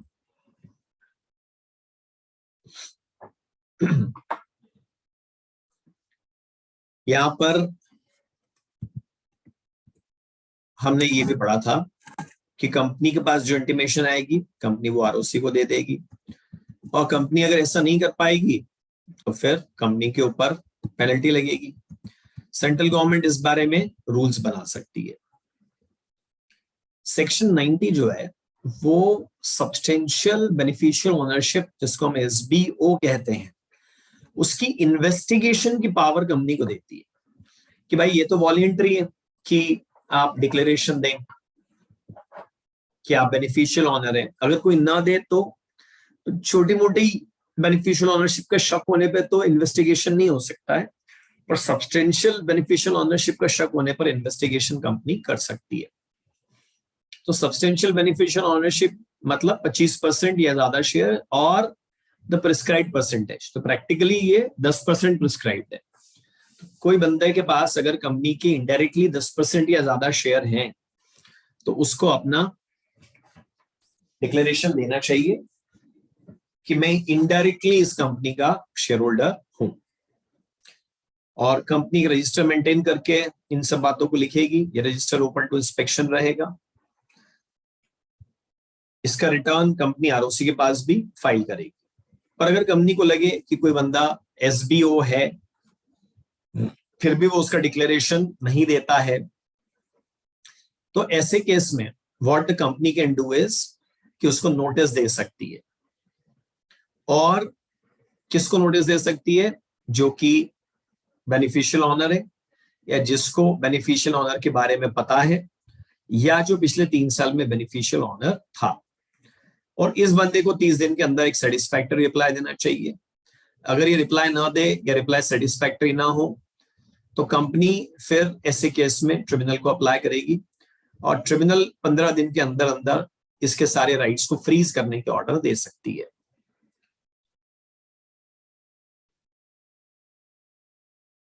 फिर इसके बाद में जिस बंदे के राइट फ्रीज हुए उसको लगता है कि उसके साथ गलत हुआ है तो ट्रिब्यूनल को अप्लाई कर सकता है within a period of 1 year from the date of such order. Central government इसके बारे में रूल बनाएगी। फिर इसके बाद में रजिस्टर क्लोजर, इतना इंपॉर्टेंट सेक्शन तो नहीं है, पर ये बोलता है कि कंपनी रजिस्टर क्लोज करने का मतलब इस बीच में शेयर ट्रांसफर नहीं है। और अगर शेयर ट्रांसफर नहीं होंगे उसका मतलब ये है कि शेयर होल्डर की लिस्ट फिक्स हो जाएगी। तो उससे फायदा ये है कि आप उनको लिस्ट बना करके फिर उनको डिविडेंड दे सकते हो, राइट शेयर्स दे सकते हो, बोनस दे सकते हो, कॉल कर सकते हो, कम्युनिकेट कर सकते हो। 1 साल में मैक्सिमम 45 दिन के लिए रजिस्टर बंद हो सकता है, एक बार में मैक्सिमम 30 डेज के लिए। 7 दिन पहले आपको पब्लिक नोटिस देना पड़ता है।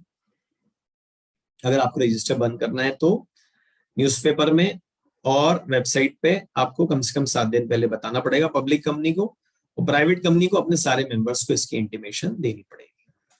सारी कंपनियों को, कोई एक्सेप्शन कोई एग्जाम्पशन नहीं है, सारी कंपनियों को एक एनुअल रिटर्न फाइल करना पड़ता है।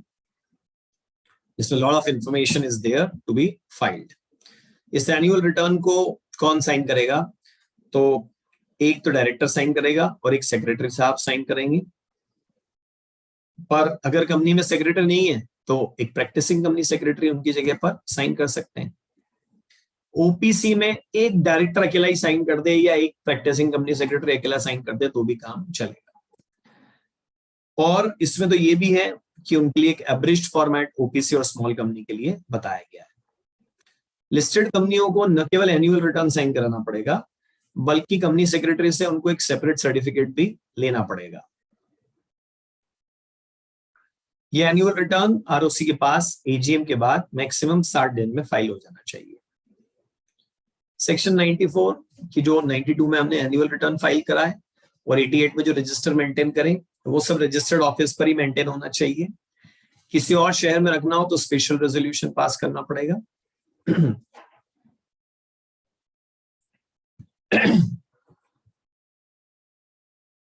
और साथ में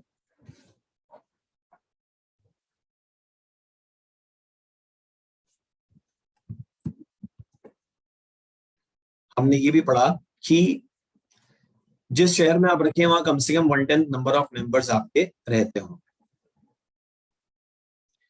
इसके बाद में हमने पढ़ा कि इंस्पेक्शन हो सकता है इन डॉक्यूमेंट्स का। Member, debenture holder, security holder मुफ्त में इसका इंस्पेक्शन कर सकते हैं, एक्सट्रैक्ट्स भी ले सकते हैं और कॉपी ले सकते हैं। बट ऑब्वियसली कॉपी लेने के लिए और एक्सट्रैक्ट्स लेने के लिए एक प्रिस्क्राइब्ड फीस उनको देनी पड़ेगी। अगर कंपनी इंस्पेक्शन, एक्सट्रैक्शन या कॉपी मना करे तो कंपनी इज पनिशेबल और ऊपर से सेंट्रल गवर्नमेंट इमीडिएट इंस्पेक्शन के ऑर्डर भी दे सकती है। 96 एजीएम के बारे में कि किसी भी कंपनी को अपनी फर्स्ट एजीएम कब तक कर लेनी चाहिए?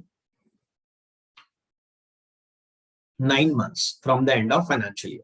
जिस साल इनकॉर्पोरेट हुई है उस कैलेंडर ईयर में कोई एजीएम नहीं होगी, मगर उसके बाद साल खत्म होने के 9 महीने के अंदर करनी चाहिए। सब्सिक्वेंट एजीएम साल खत्म होने के 6 महीने या पिछली एजीएम से 15 महीने या कैलेंडर ईयर खत्म होने के पहले, विचएवर इज अर्लीस्ट, वहां तक कर लेनी चाहिए। हालांकि सब्सिक्वेंट एजीएम में आरओसी को टाइम बढ़ाने का पावर भी है, पर वो भी 3 महीने से ज्यादा टाइम नहीं बढ़ा सकता। एजीएम सुबह 9 से 6 के बीच होनी चाहिए। नेशनल हॉलीडेज को छोड़ के किसी भी दिन होनी चाहिए। या तो रजिस्टर्ड ऑफिस पे कर लो या with in the same city, town और विलेज भी कर सकते हो। अनलिस्टेड अगर आपकी कंपनी है तो अगर ऑल मेंबर्स की कंसेंट है तो पूरे हिंदुस्तान में कहीं भी कर सकते हो, फिर सेम सिटी में करने की जरूरत नहीं है।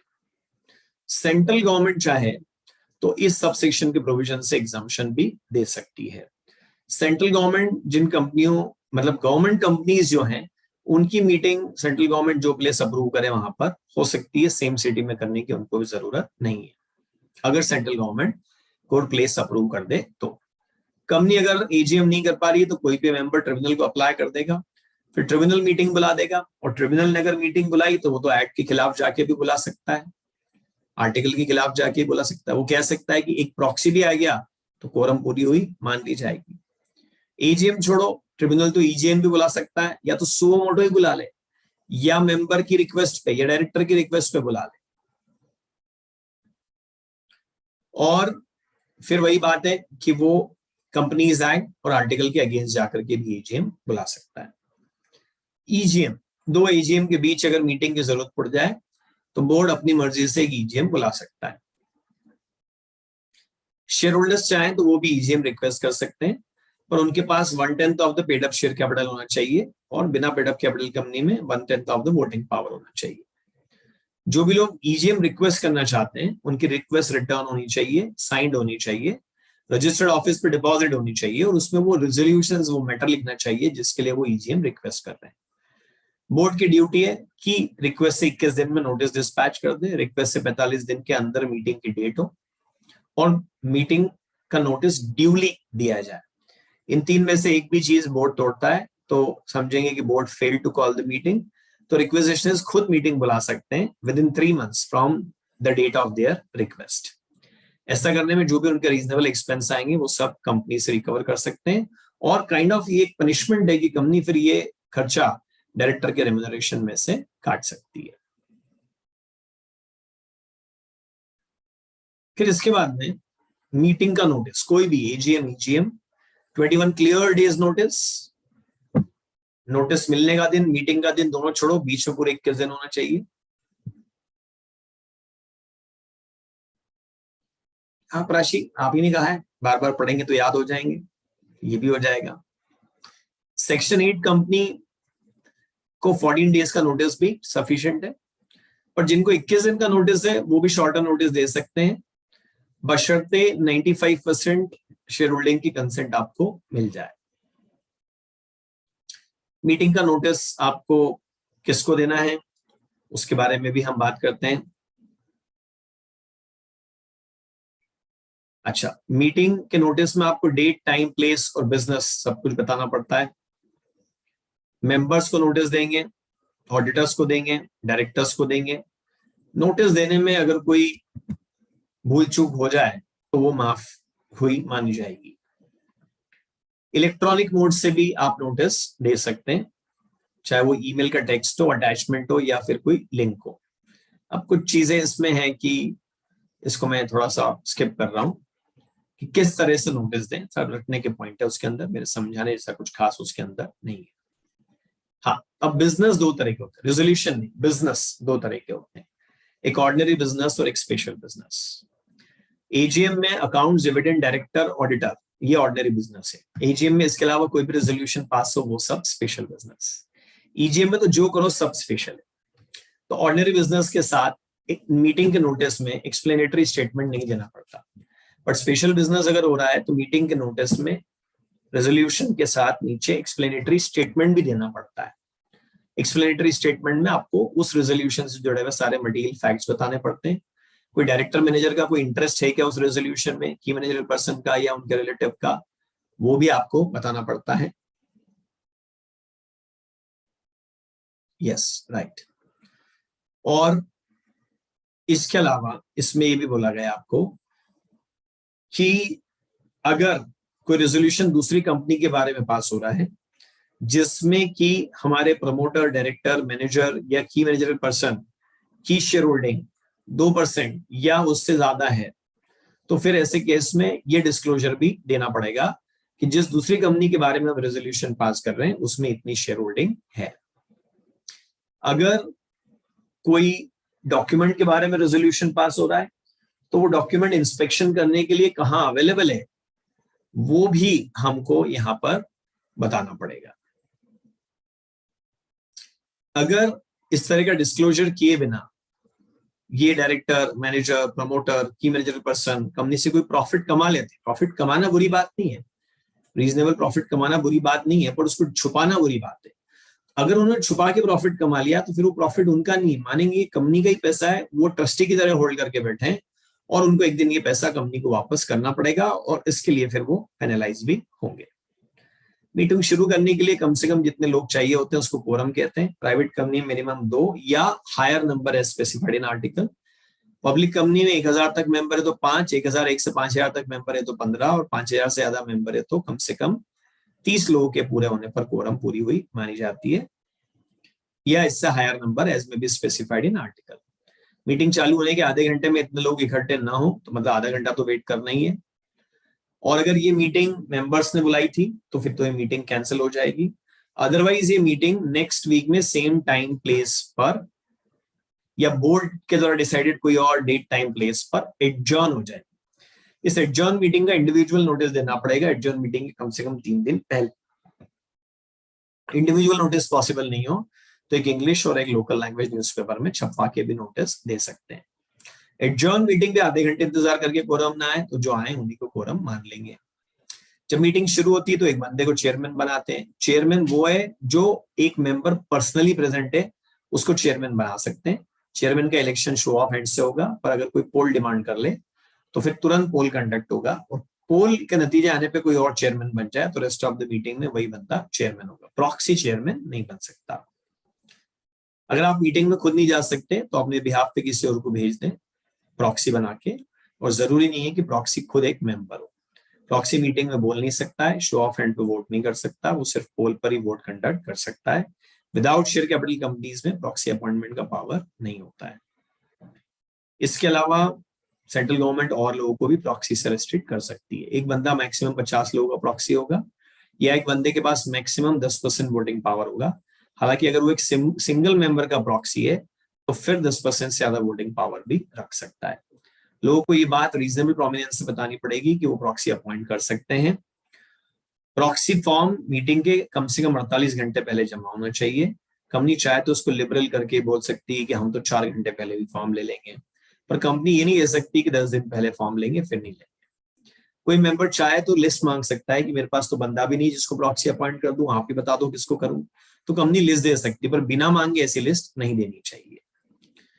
प्रॉक्सी कैसे अपॉइंट करें? रिटर्न होना चाहिए, साइंड होना चाहिए, आपके भी साइन चाहिए, प्रॉक्सी के भी चाहिए, फॉर्मेट वही जो कंपनी ने सप्लाई करा या जो शेड्यूल में दिया हुआ है।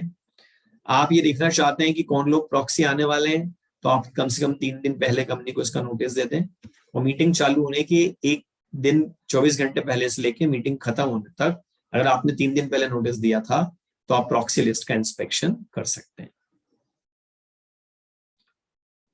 सेक्शन 8 कंपनीज में सिर्फ एक मेंबर ही दूसरे मेंबर का प्रॉक्सी हो सकता है।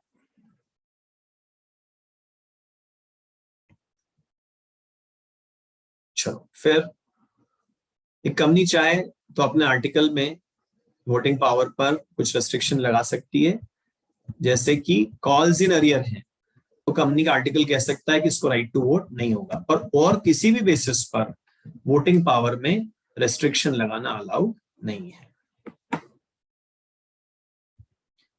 कंपनी की मीटिंग में सबसे पहले शो ऑफ हैंड से वोट होंगे और चेयरमैन जो भी उसका रिजल्ट देगा उसी को कंक्लूसिव एविडेंस मान लिया जाएगा। इलेक्ट्रॉनिक मीन्स से भी वोटिंग होती है। इनफैक्ट जो लिस्टेड कंपनी है या जिस कंपनी में 1000 से ज्यादा मेंबर हैं उनको तो इलेक्ट्रॉनिक वोटिंग कराना कंपलसरी है। निधि कंपनी पर इलेक्ट्रॉनिक वोटिंग अप्लीकेबल नहीं है, वो ना चाहे तो ना कराएं। अब कंपनी के लिए वोटिंग इलेक्ट्रॉनिक कराना जरूरी है, पर मेंबर चाहे तो बोल सकता है कि मुझे इलेक्ट्रॉनिक वोट नहीं डालना, मैं तो मीटिंग में आके डालूंगा, डाल सकता है। नोटिस सबको दिया जाएगा, registered post, speed post, courier से, ईमेल से, ऑर्डिनरी पोस्ट से नहीं दे सकते।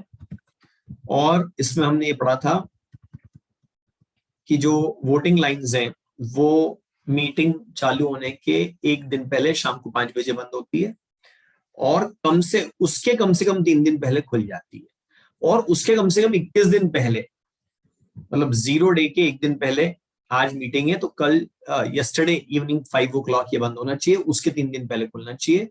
और जब ये बंद हो रहा है वहां से 21 दिन पहले न्यूज़पेपर एडवर्टीजमेंट के थ्रू भी और पर्सनल नोटिस के थ्रू भी लोगों को बताना चाहिए कि वो ई वोटिंग कर सकते हैं। Right, so lot of rules are there जो हमने डिस्कस किए थे, अभी मैंने आपको उसकी समरी बताई है। अब जब ई वोटिंग होगी तो स्क्रूटनाइजर भी अपॉइंट होगा, और स्क्रूटनाइजर जैसे सीएस टाइप के लोग हो सकते हैं, वो किसी की टेक्निकल असिस्टेंस भी ले सकते हैं, पर स्क्रूटनाइजर या उसका असिस्टेंट कंपनी का एम्प्लॉय नहीं होना चाहिए। वो कुछ लोगों की प्रेजेंस में इन वोट्स को अनलॉक करेगा और उसके बाद में अपने रिजल्ट्स को उस पर से नोट कर लेगा। जब तक मीटिंग कंक्लूड ना हो जाए तब तक ये सारी रिकॉर्ड्स वो अपनी सेफ कस्टडी में रखेगा, फिर बाद में वो सारे रिकॉर्ड चेयरमैन को दे देगा। ये स्क्रूटनाइजर का काम होता है। मीटिंग खत्म होने के बाद मैक्सिमम 2 दिन के अंदर कंपनी की वेबसाइट वगैरह पर ये बात पब्लिश हो जानी चाहिए कि किस तरह का इस ई वोटिंग का रिजल्ट आया है। जिस मेंबर ने ई वोटिंग में वोट कर भी दिया है वो भी मीटिंग तो अटेंड कर ही सकता है, आकर के नाश्ता कर सकता है, चाय पी सकता है, काइंड ऑफ। अच्छा, फिर आपने अगर शो ऑफ हैंड्स पे वोट है, देखिए इलेक्ट्रॉनिक वोटिंग होती है ना, तब फिर प्रॉक्सी, शो ऑफ हैंड्स दोनों चीजें नहीं होती है। अब डिमांड फॉर अ पोल, तो इसमें क्या होता है कि शो ऑफ हैंड पे वोट हुआ तो आप सेटिस्फाइड नहीं है तो आप पोल डिमांड कर सकते हैं, और पोल डिमांड करने के लिए आपके पास 110 पेड अप कैपिटल या 5 लाख रुपए की पेड अप कैपिटल, कम से कम इन दोनों में से जो भी कम हो उतना आपके पास में तो होना चाहिए। चेयरमैन सुओ मोटो भी पोल डिमांड कर सकता है। प्रॉक्सी भी पोल डिमांड करने वालों को ज्वाइन कर सकते हैं, प्रॉक्सी भी पोल डिमांड कर सकते हैं। पोल डिमांड करने वाला अपनी डिमांड कभी भी विड्रॉ कर सकता है, पर पोल इमीडिएटली कंडक्ट करने की जरूरत नहीं है। चेयरमैन 48 घंटे में कभी भी पोल कंडक्ट कर सकता है। हालांकि अगर चेयरमैन के अपॉइंटमेंट पे पोल डिमांड हुआ है या एडजर्नमेंट पे पोल डिमांड हुआ है तो तुरंत कंडक्ट होना चाहिए। फिर इसके बाद में ये भी बोला गया है कि वोट काउंट करने के लिए स्क्रूटनाइजर्स अपॉइंट होंगे। चेयरमैन डिसाइड करेगा कि पोल कैसे कंडक्ट किया जाए। पोस्टल बैलेट, कुछ बिजनेस तो कंपनी के लिए कंपलसरी कि वो पोस्टल बैलेट से ही करे। ऑन द अदर हैंड कुछ बिजनेस ऐसे हैं जो पोस्टल बैलेट से करना अलाउड ही नहीं, वो मीटिंग में होना चाहिए। और बचे हुए सारे बिजनेस ऑप्शनल है कि चाहो तो पोस्टल बैलेट से करो, चाहो तो आप फिजिकल मीटिंग में उनको कर सकते हो। This was 110। 111 की आने वाली एजीएम में आप अपना रेजोल्यूशन रख सकते हो, और उसके लिए 6 हफ्ते पहले आपको पहुंचना पड़ेगा, सफिशिएंट पैसा देना पड़ेगा। अगर आप पहुंचने में लेट हो गए हैं और तब तक कंपनी ने नोटिस डिस्पैच नहीं करे हैं तो कंपनी आपके रिक्वेस्ट को मान लेगी। न केवल आप रेजोल्यूशन रख सकते हैं, बल्कि जो रेजोल्यूशन रखा जा चुका है, जिसका नोटिस आपको मिल चुका है, उसके ऊपर आप अपना एक स्टेटमेंट भी सर्कुलेट करवा सकते हैं। उसके लिए कम से कम 2 हफ्ते पहले पहुंचना पड़ेगा और सफिशिएंट अमाउंट कंपनी के पास डिपॉजिट करना पड़ेगा। अगर आप अपना एक स्टेटमेंट सर्कुलेट कराने के लिए कंपनी के पास आए और उसमें कोई फालतू बातें कर रहे हैं, तो कंपनी सेंट्रल गवर्नमेंट के पास जाकर के एग्जाम्पशन मांग सकती है कि ये गलत चीज हो रही है, और सेंट्रल गवर्नमेंट उसको रोक सकती है, और फिर ऐसे केस में जो खर्च कंपनी ने किया है वो आपसे वसूल करेगी। देखो, प्रॉक्सी न तो कोरम में गिना जाता है, न शो ऑफ हैंड्स पे वोट कर सकता है, न मीटिंग में बोल सकता है। पर अगर प्रेसिडेंट ऑफ इंडिया या गवर्नर ऑफ स्टेट किसी कंपनी के मेंबर हैं तो वो रिप्रेजेंटेटिव भेज सकते हैं। सिमिलरली एक कंपनी दूसरी कंपनी में मेंबर या क्रिएटर है तो वो भी अपना रिप्रेजेंटेटिव भेज सकती है। Representative is as good as member personally present. वो मीटिंग में बोल सकता है, कोरम में काउंट हो सकता है, चेयरमैन की तरह अपॉइंट हो सकता है, सब कुछ कर सकता है, बल्कि वो खुद भी अपना एक प्रॉक्सी भेज सकता है।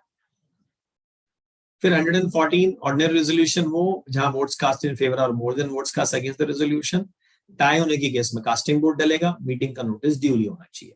स्पेशल में भी 3 बात है, नोटिस ड्यूली होना चाहिए, votes cast in favour are 3 times और मोर, और नोटिस में लिखा होना चाहिए कि हम इस रेजोल्यूशन को स्पेशल रेजोल्यूशन की तरह पास करने की इंटेंशन रखते हैं। फिर special notice, special resolution special business था, स्पेशल नोटिस है, जैसे कि डायरेक्टर का रिमूवल है, रिटायरिंग ऑडिटर की जगह दूसरे ऑडिटर का अपॉइंटमेंट है। तो अगर आपके पास सिर्फ 1% शेयर या 5 लाख के शेयर है तो आप मीटिंग के 14 दिन पहले पहुंच के भी रिक्वेस्ट कर सकते हैं, 6 हफ्ते पहले जाने की जरूरत नहीं है। तो मीटिंग के कम से कम 1 हफ्ते पहले फिर कंपनी सबको ये सर्कुलेट करेगी आपकी वाली रिक्वेस्ट। पर ये रिक्वेस्ट आप मीटिंग के 3 महीने से ज्यादा पहले नहीं कर सकते। हाँ, कंपनी के लिए सबको इंडिविजुअल नोटिस देना पॉसिबल नहीं हो तो फिर कंपनी न्यूज़पेपर में छपवा के भी ये नोटिस दे सकती है। ये स्पेशल नोटिस के बारे में हमने पढ़ा था। एडजर्न मीटिंग में रेजोल्यूशन पास हो तो मानेंगे कि ये उसी दिन पास हुआ जिस दिन एक्चुअली पास हुआ, न कि ओरिजिनल मीटिंग के दिन पास हुआ मानेंगे। रिट्रोस्पेक्टिव इफेक्ट नहीं होगा, प्रोस्पेक्टिव इफेक्ट होगा। कुछ रेजोल्यूशन ऐसे हैं जिनका आरओसी में रजिस्ट्रेशन करवाना कंपलसरी होता है, रटने वाली लिस्ट है, इसमें हम कुछ खास पॉइंट है नहीं, चलो फिर भी बोल लेते हैं। Special resolution, unanimous resolution, MD के अपॉइंटमेंट वाले रेजोल्यूशन, क्लास मीटिंग में पास होने वाले रेजोल्यूशन, वाइंडिंग अप का रेजोल्यूशन, सेक्शन 179 का बोर्ड रेजोल्यूशन और अदर प्रिस्क्राइब्ड रेजोल्यूशन। मिनट्स के मीटिंग बनाने मीटिंग के मिनट्स बनाने पड़ते हैं। General meeting, class meeting, postal ballot, board meeting, committee meeting सबके बनते हैं। 30 दिन के अंदर चेयरमैन साइन करता है। मिनट्स में फेयर एंड करेक्ट समरी होती है। अपॉइंटमेंट जरूर लिख ली जानी चाहिए मिनट्स के अंदर। डायरेक्टर्स की मीटिंग है तो जो लोग प्रेजेंट हुए उनके नाम और जिन्होंने अगेंस्ट में वोट डाले उनके नाम लिखिए। कोई बात इररिलेवेंट, डिफेमेटरी, इंटरमेंटल है तो चेयरमैन उसको मिनट से हटा सकता है, ये उसका एब्सोल्यूट डिस्क्रिशन है। जो मिनट में लिखा है वो सब हुआ है ऐसा प्राइमा फेसी एविडेंस मान लिया जाएगा। मिनट बुक का इंस्पेक्शन आप कर सकते हो, एक तो जनरल मीटिंग का और दूसरा पोस्टल बैलेट का, बाकी का इंस्पेक्शन नहीं कर सकते। कॉपी भी मांग सकते हो पर उसके पैसे लगेंगे। कॉपी या इंस्पेक्शन से मना हो तो ट्रिब्यूनल में शिकायत कर सकते हो, फिर कंपनी इसके लिए पनिश होगी और तुरंत इंस्पेक्शन भी कराना पड़ेगा। 120 maintenance of document electronic form. Listed कंपनियों को तो इलेक्ट्रॉनिक रखना कंपलसरी है, 1000 से ज्यादा मेंबर हो तो इलेक्ट्रॉनिक रखना कंपलसरी है, बाकी सबको ऑप्शनल है, फिजिकल रखो चाहे इलेक्ट्रॉनिक। इलेक्ट्रॉनिक रखो तो फॉर्मेट वही है जो फिजिकल में बताया होगा, रीडेबल होना चाहिए, डिजिटली साइन होना चाहिए, एडिटेबल नहीं होना चाहिए पर अपडेटेबल होना चाहिए, जिससे ऑडिट ट्रेल आ गई है 1 अप्रैल से। जो लिस्टेड कंपनियां हैं उनको न केवल एनुअल रिपोर्ट बनानी होती, एनुअल रिटर्न फाइल करना पड़ता है, बल्कि उनको एक एनुअल जनरल मीटिंग की रिपोर्ट भी बनानी पड़ती है सारी लिस्टेड कंपनियों को, और आरओसी के पास उसको फाइल भी करना पड़ता है, और उसके अंदर काफी सारी चेयरमैन के साइन भी होते हैं और काफी सारी कंटेंट्स उसमें दी हुई होती है। 122 सेक्शन वॉज कि 1% कंपनी को मीटिंग करने की क्या जरूरत है, बस मिनट्स बनाओ और साइन कर लो, यही उसकी मीटिंग हो जाएगी। बोर्ड ऑफ डायरेक्टर में अगर एक ही डायरेक्टर है तो वहां भी बस मिनट्स बनाओ और साइन करो, यही उसकी मीटिंग मान ली जाएगी।